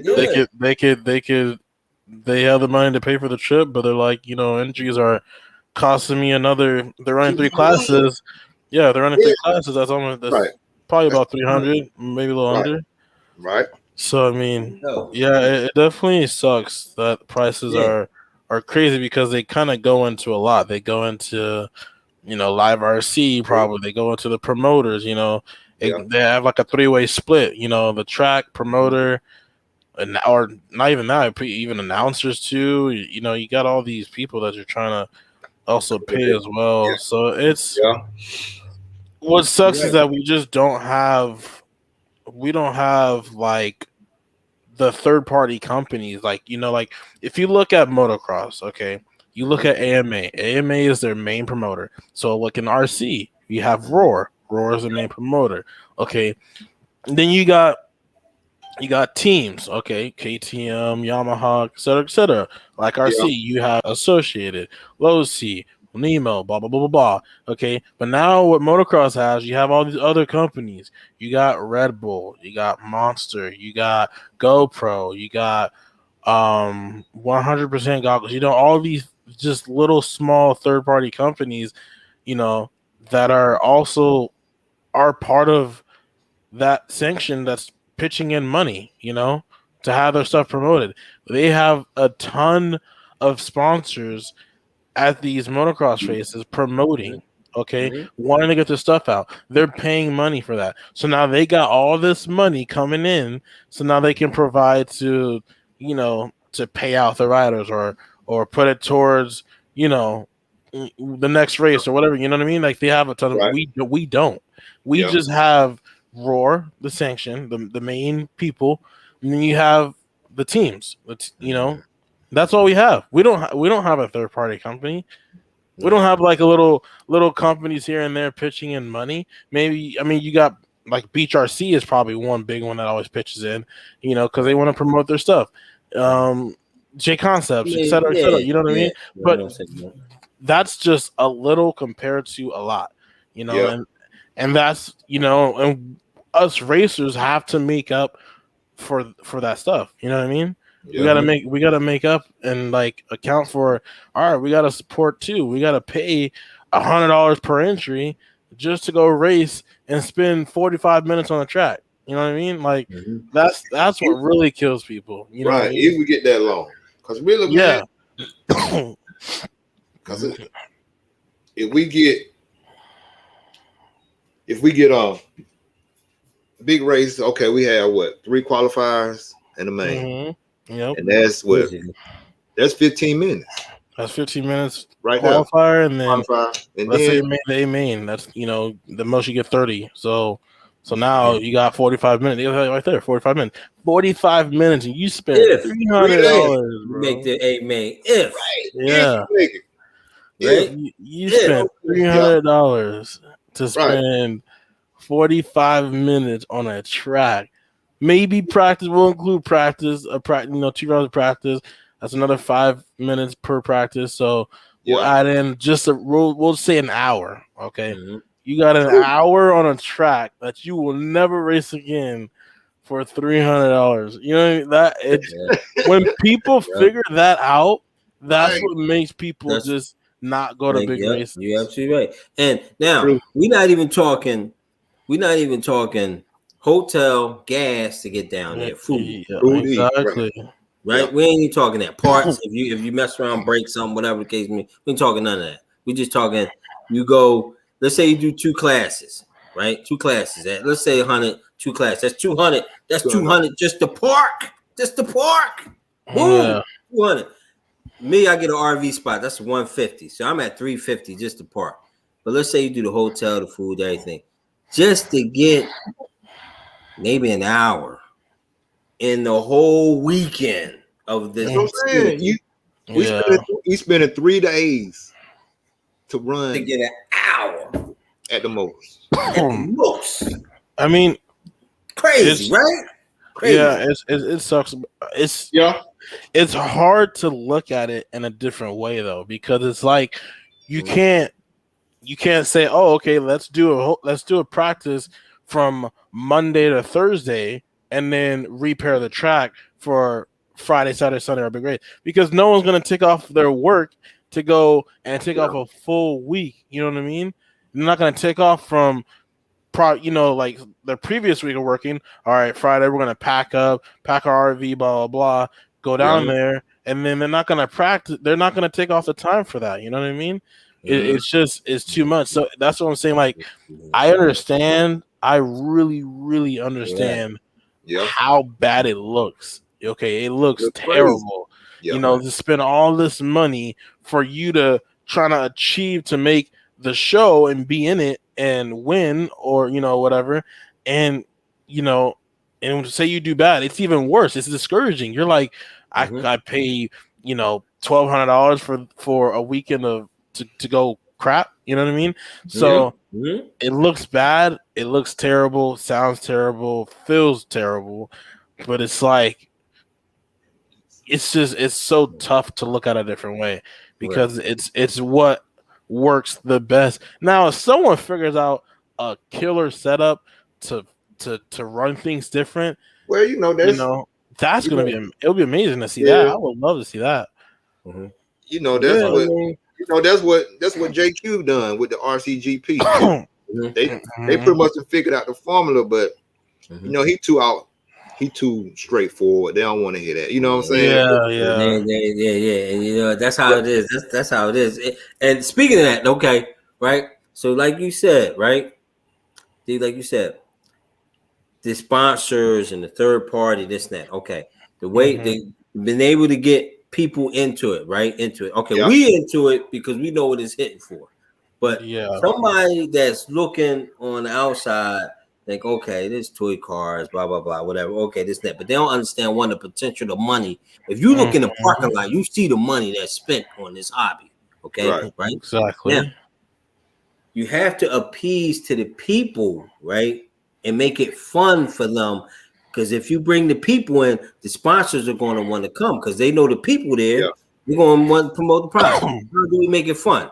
I'm going to tell you, one is looked upon as, I don't even care. I don't care. I'll do what I think. I'm sorry. I gotta do my thing and speak my mind. Go ahead. Movement is always looking like it's corny because they got cornball dudes doing it. Not doing it, but like, okay, that they show. Did you see P&B? The drivers walking out, right? Cornballs. They was just like they doing this whole big announcing the pro dudes, right? And I'm sorry, anybody get offended. I'm sorry. It might be a favorite pro you love and whatever. I ain't cornball. So anyway, they was like, I don't know. I'm just making up names. I don't know. Jake from State Farm, and they did the fire, the whole nine. I get it. Okay. Oh, talking about the driver introduction stuff. Cool. You seen it, right? Yeah. He comes out. I like when they come out, they're not looking too with the weirdo face. I'm like, got this big introduction, right? And it's a little bit of crowd around there, like, oh, hey, nobody clapping it like this. And you come out with the, like, I'm crazy, like, but listen, it goes back. People, you watching this? Let me come out, do my driver introduction. Look, my joint be off the chain. All right. Hey, look, I want you to step out of your camera, go to your left, and I want you to come in as if your name got called. I would like to see a little glimpse of what that is like. No. My thing gotta be crazy. My thing would be crazy. Listen, first of all, I got music. My thing dropped, the music dropped. I got strippers in the background. Listen, I had so much shimmery shit on. Man. He gonna come out with an outfit. Outfit and everything, like Rick James. Everything. Like I have my thing. Yo, my thing come, ding go, boom. Like, yo, my thing be crazy. Crazy. That's why, man, we gotta figure out, man, how to get this hobby you gotta bring in front of people. People in. One thing we gotta get it in front of people, man. You gotta be exposed to people. So when they do have the introductions like that, they'll have a good, nice crowd. They'll be like, okay, they professional. That's how they do. That's how they coming in for the big money. That dude, I'm looking like, ain't nobody like, you know, like RCGP kind of had that, you know, where they had like a nice, like kind of like TV production style, where like the driver's face, you know, started from P10, we have blah blah blah blah blah blah, and then face comes in, you know what I mean? So, like they the thing that was like really cool to see, that I think from what I've seen, like over here in Southern Cali, was like we had there was a race, we have something called the duel, okay, and the duel it's not, Tyrone would know, he can confirm this, but this was basically an all race format. There was no qualifying, and that's kind of where the boring, where if people come in and they're coming in to watch, they're like, what's going on? Like, what is this? They're just running around, you know what I mean? But it's like, right.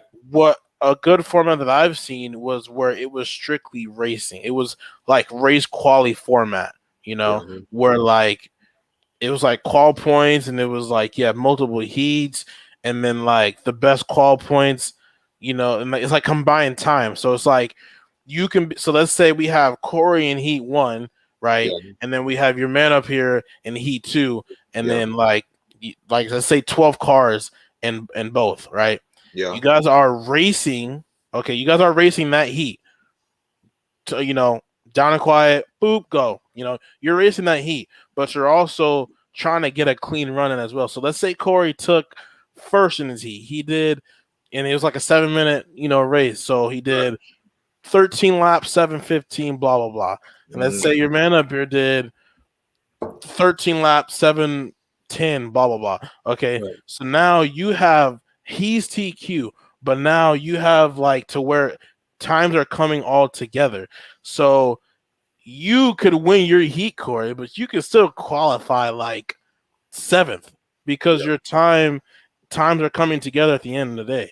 You know what I mean? But the aspect of that was that you are racing. You are feeling the intensity of racing at all times. It's not qualifying where you're like, all right, I got to worry about where I am on the track. Yeah, where I got to worry about where I'm on the track. I got to make sure I'm staying away from people, blah, blah, blah. Like the racing aspect from the duel down here that still goes, I believe it still goes on, but it's like the racing is what a lot of people like, rather than going to a track and doing the normal 2 or 3 qualifiers and then their main event. You know what I mean? It's I mean, it's hard to kind of understand from words, but definitely I'm gonna say it's cool. I mean, I get that, but listen, I'm gonna tell you something. If you had an arena full of people, right, sponsor the whole nine, this is a big event. This basketball game, event. Boom, you know, football game event. People there. You would be into it more, right? And it would be so much fun because you had the crowd, the crowd's into it, they sponsor the whole nine. I'm talking about they got the lights going, the whole nine. That's what I'm saying. How you got to bring them in You got to bring the people in. The people in. Yeah. And the messed up part about it, man, is the messed up part about it is it's been done before. It's been races in the past that they had nice crowds, and they have, given.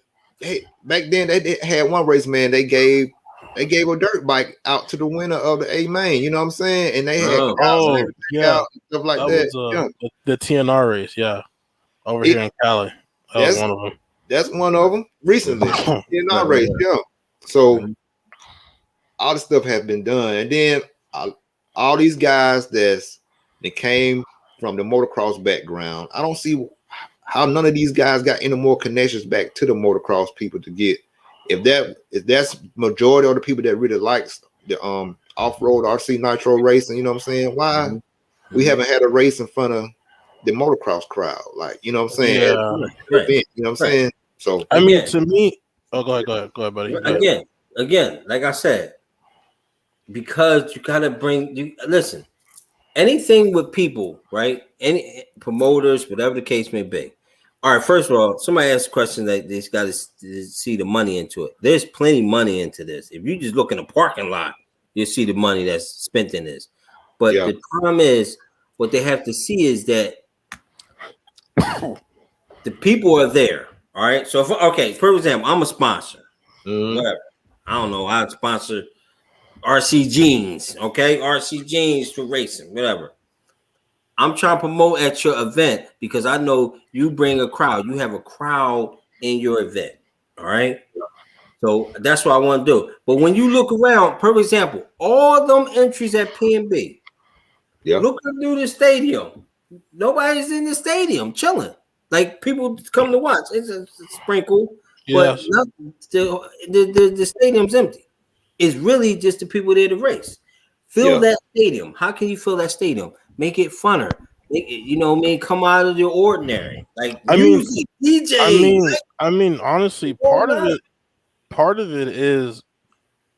I understand you're right. From where you're coming at, you're correct. Okay, and I agree with you. I'm siding with you on that. But another major part of it, dude, is promoting. Where we aren't promoting enough. And what I mean by that is I'm not saying Facebook where they're making the flyers and it's staying within the RC community. I'm saying promoting like it's going on the street. You know what I mean? People are actually doing the dirty work and walking around posting these flyers around. You know what I mean? Or, and when it gets that big to where we're having a crowd, then it needs to become now more organized to where like now we got to start wrapping sections off for a strictly pit area. You know what I mean? So we don't have anyone trying to steal or do anything, crazy, because you don't know what crowd you're bringing in. You could be bringing in a good crowd, and then there's 1, 2, 3 guys in the crowd that are like, oh, like these are cool. Like let me like try to go get one from the pit. You know what I mean? Because we're all in the pits. Some of us are unintended. Some of us are there to watch and blah blah blah.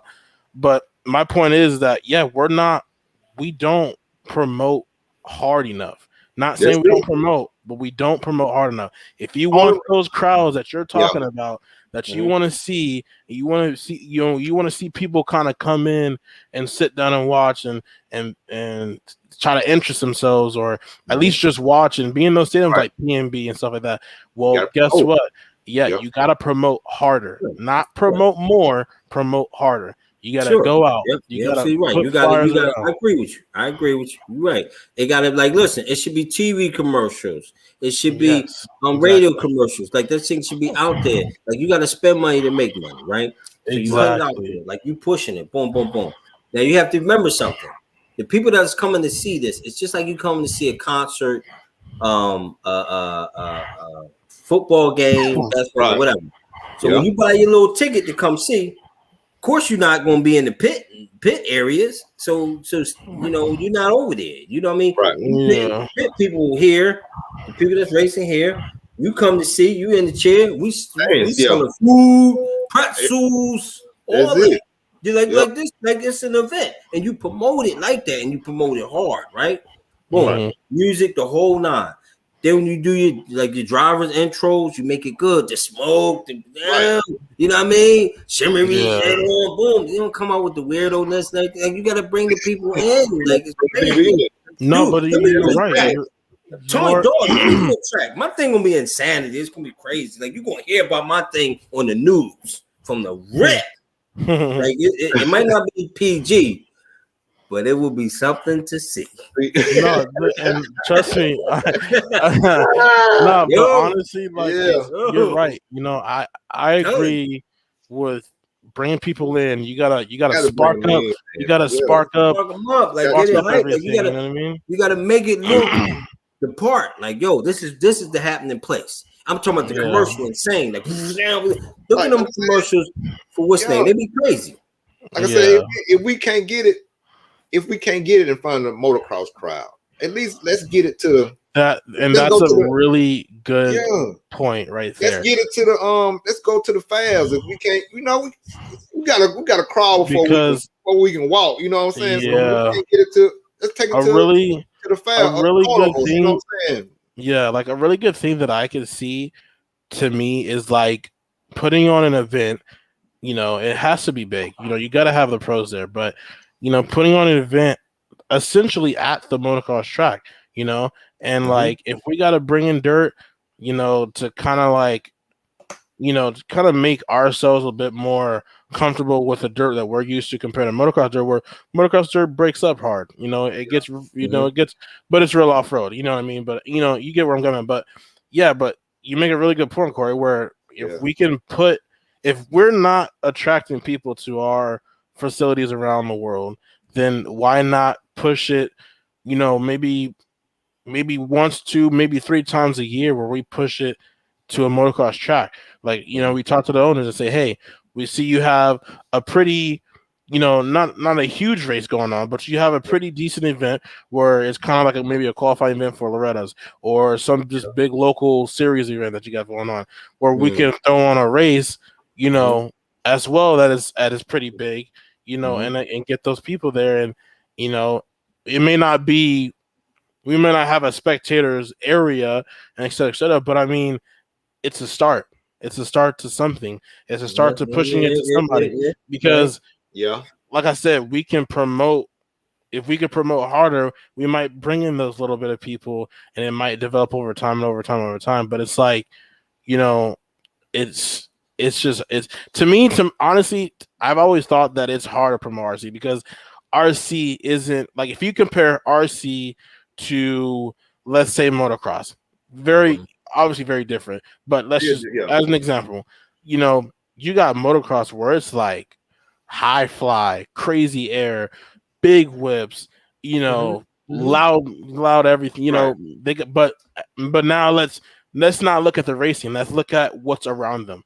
They have things that people are doing. You got food vendors. You got, like this man said, DJ, party, you know, music, lights, you know, they got things where, like, let's say racing got boring. They're not going to leave. They're going to go walk around and they're going to go keep themselves occupied. Like, oh, you know, I'm getting bored. Let's go, like, you know, let's go eat some food and go sit down. You know what I mean? Right. Like, go politic. Yeah. You know what I mean? Yeah. Like, there's stuff around. It's stuff to do around what's the main show. You know That's what I was saying. That's why I was saying, you know, if we can't be at the motocross, let's start at I know they've done races at fairs before, like a fair or a carnival where people just circulating, walking through. You know what I'm saying? Like Silver State is real good if they because people come through. But but at least at like fairs or like a carnival or maybe some amusement park, you know what I'm saying? Something like that where people just circulating through all the time or whatever, you know. Do you remember? I don't know if you guys have heard. Maybe not your man's up here, but Corey, you may have heard. You remember RCX back in the day? Yeah, that was the hobby like exhibit they did. Yes. You know how many? Tyrone can definitely vouch for this because we had it always in California, but RCX was the mecca of bringing people in. And it was at a fair complex. Okay. So it wasn't just promoted RC community. It was promoted around. The bingo. I just about to say, do you remember how they promoted it though? Exactly. They promoted it hard, and that's when I'm putting emphasis on hard, because they promoted the crap out. They didn't promote a flyer and post it around Facebook and post it here and there. This was a thing that was like on a bulletin board, like where the complex is, where people are driving by and like, yo, mom, or like if a kid's in the back seat, yo, mom, there's like an RC exhibit or something like that. We should come, you know what I mean? And it was, I think it was, if I remember correctly, promoted fair play.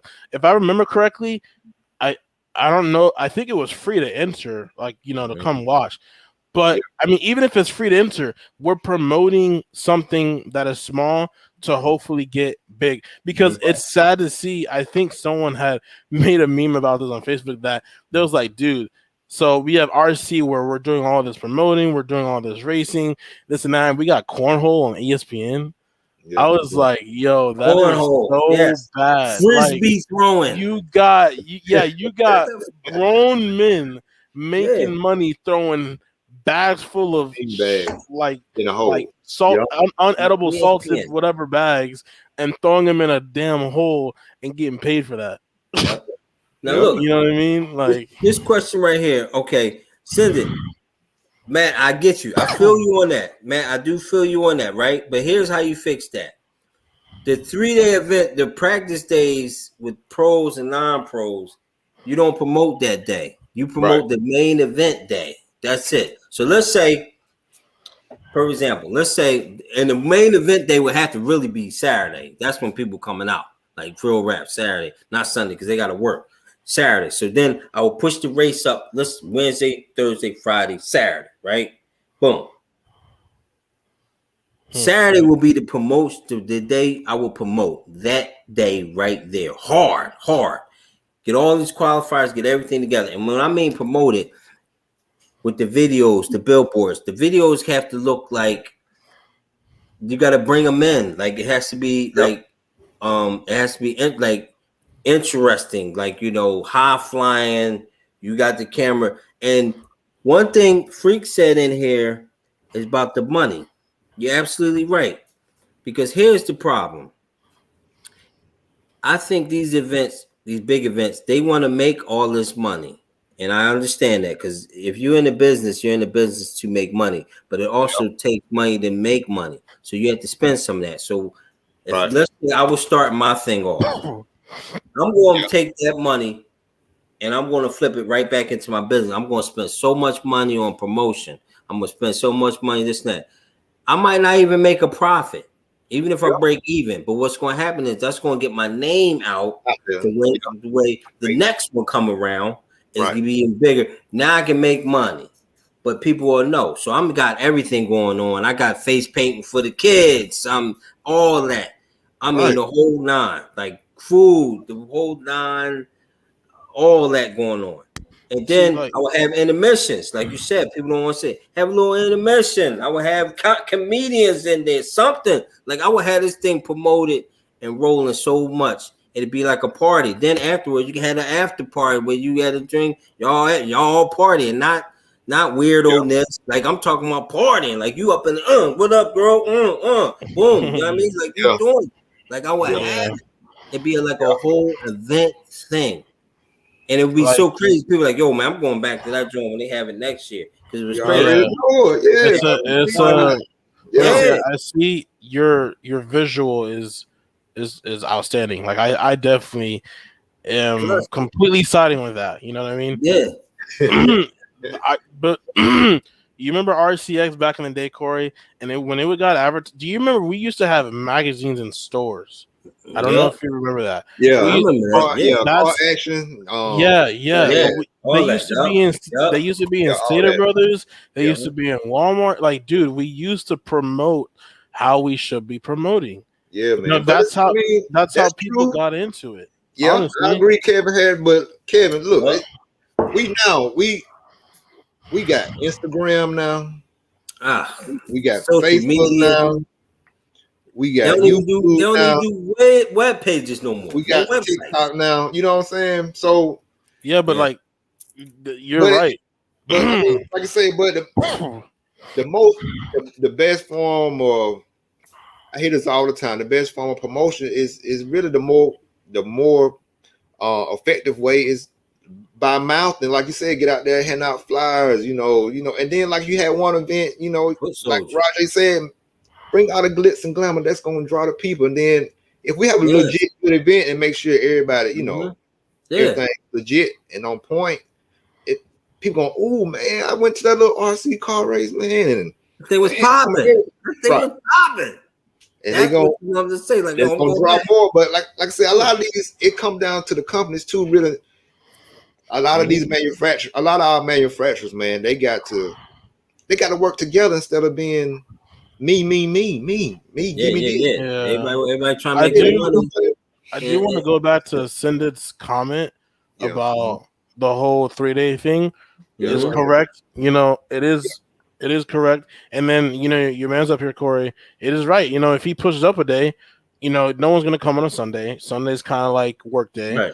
And then, Saturday is like the day where it's like, parents can come out like, hey, we can go out Saturday and then make sure the mains are ending in the daytime, not at night. You know what I mean? That's kind of like, to me, that was another big thing, is making sure mains end at a decent time, however you have it set up, because you're not going to get no one walking in at 8-9 p.m. just like, oh, what's going on here? You know what I mean? Like, you're going to get people walking in around between noon and 5. You know what I mean? Yeah. So, but like I said, like, the promoting is what's going to get us there. And then, like your man said up here, it's a lot of interacting with just outside the show. You know what I mean? It's not, you can't expect someone to walk in, watch the show, and stay there, because it's going to get boring. Like, there's events where I went where I wasn't racing. I was just there to kind of, relax, see everyone race, kind of hang out. And there's times and there's times where I go and watch racing and then I step away, and it's just like, what else there to do around here? You know what I mean? But it's like, you gotta have, when you have, and I'm talking on big races. I'm not saying every race you gotta have something going on. I'm saying big races, like, let's start off with DNC. Let's start off and then let's go on to Silver State. Let's make our way to the East Coast, Southern Nats. Let's do, Mugen Challenge. You got all these races out here that are huge as heck, that you need to have some outside, stuff going on. Yeah. Dude, if it takes to have a big booty stripper out and about somewhere, I guess you gotta do it. I mean, I wasn't gonna promote it, but Dave, I mean, if it turns out, man, hey, Dave at PNB know that's why he had the psycho girls out there. Right. Listen, I get it. Listen, that's what I'm saying. I get it. I'm gonna tell you what Dave gets it. He gets it's just that, like, look, you see the intros, like, right, he trying to do it. TVs, he getting it. Yeah. I'd have been like, look at here. Y'all better come out here with something, or no more pro drivers. Just not. I'm gonna get the regular Joe Smo that's gonna wake this crowd up. They can say, Rajaa111, you want to do an intro? What? Oh my god! Oh my god! Yeah, like, it'd be cool to see it, like, because if you let's say PNB went on the TV, right? Let's say went on the TV. Imagine, so how your man say up here, like, imagine them coming out and just doing the I'm here. I'm Ryan Lutz. I'm Ryan Lutz. I'm Aiden Horner. I'm Ryan Mayfield. But it's boring. It should be when you come out through the smoke, you should be like, hey, blah blah blah, like, wave your hands up. What's up? Yo, what's up? I got my music playing. Yeah. There you go. I got girls in the back. If you want to have a little dance, swimming shit on, and they'll blind you. Yeah. Oh, like, man. Listen. Man. Let me tell you something. I would have that thing so crazy, and it would be like, you got it. Like I said, you have to have it. Now, granted, you can't serve alcohol. If you could, that'd be great. You know what I mean? Okay, you should be able to, because it's an event just like a football game or something like that, right? Yeah. Boom. Yeah. I would have the girls coming around with the drinks, the whole 9 yards. like you know, at a casino. Hey, you know, drink, boom, all that, like boom, it's crazy. It'll get crazy. Now it's been done, yeah, bro. But hey, man, I ain't gonna keep y'all all night, man. But this has been fun, man. I gotta go. And hey, bro, I appreciate all y'all, you know, stepping up, coming out, absolutely, logging in with me. You know what I'm saying? Tuning in, and hey, yes, sir. Hey, if you ain't ripping, you tripping. And yes, sir, brother. You know, I appreciate you having me on, pimp. I appreciate it, good brothers. That's it, bro. Yeah, of course, you know? And y'all remember, hey, treat people the way you want to be treated. And like I said, we gotta do it again, y'all. And we'll absolutely, get back up because we got some ideas. We may have to do off camera a little chop it up, you know. I got them all day. I got them all day.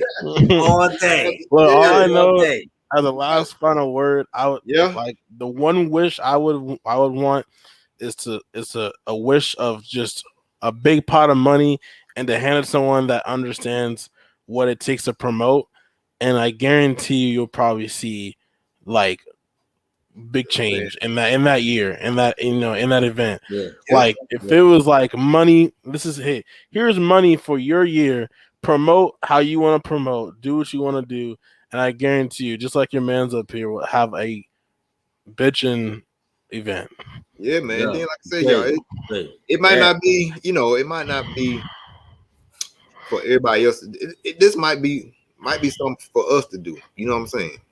Yeah. Oh yeah, no. Somebody got, you know, like I said, all this stuff have been done before, but it might be time for some of us, you know, guys that's got the vision to do some of this stuff. Because like I said, a lot of this stuff, man, is if these companies get together and quit being so hungry and quit hating on each other, basically what they doing in between the lines. Spend some of that money you making. But y'all, like I say, it's getting late, man. And we're gonna get back up. We're gonna do another one of these. You know what I'm saying? Yeah, absolutely. Yeah, this was fun. I gotta get my behind in bed.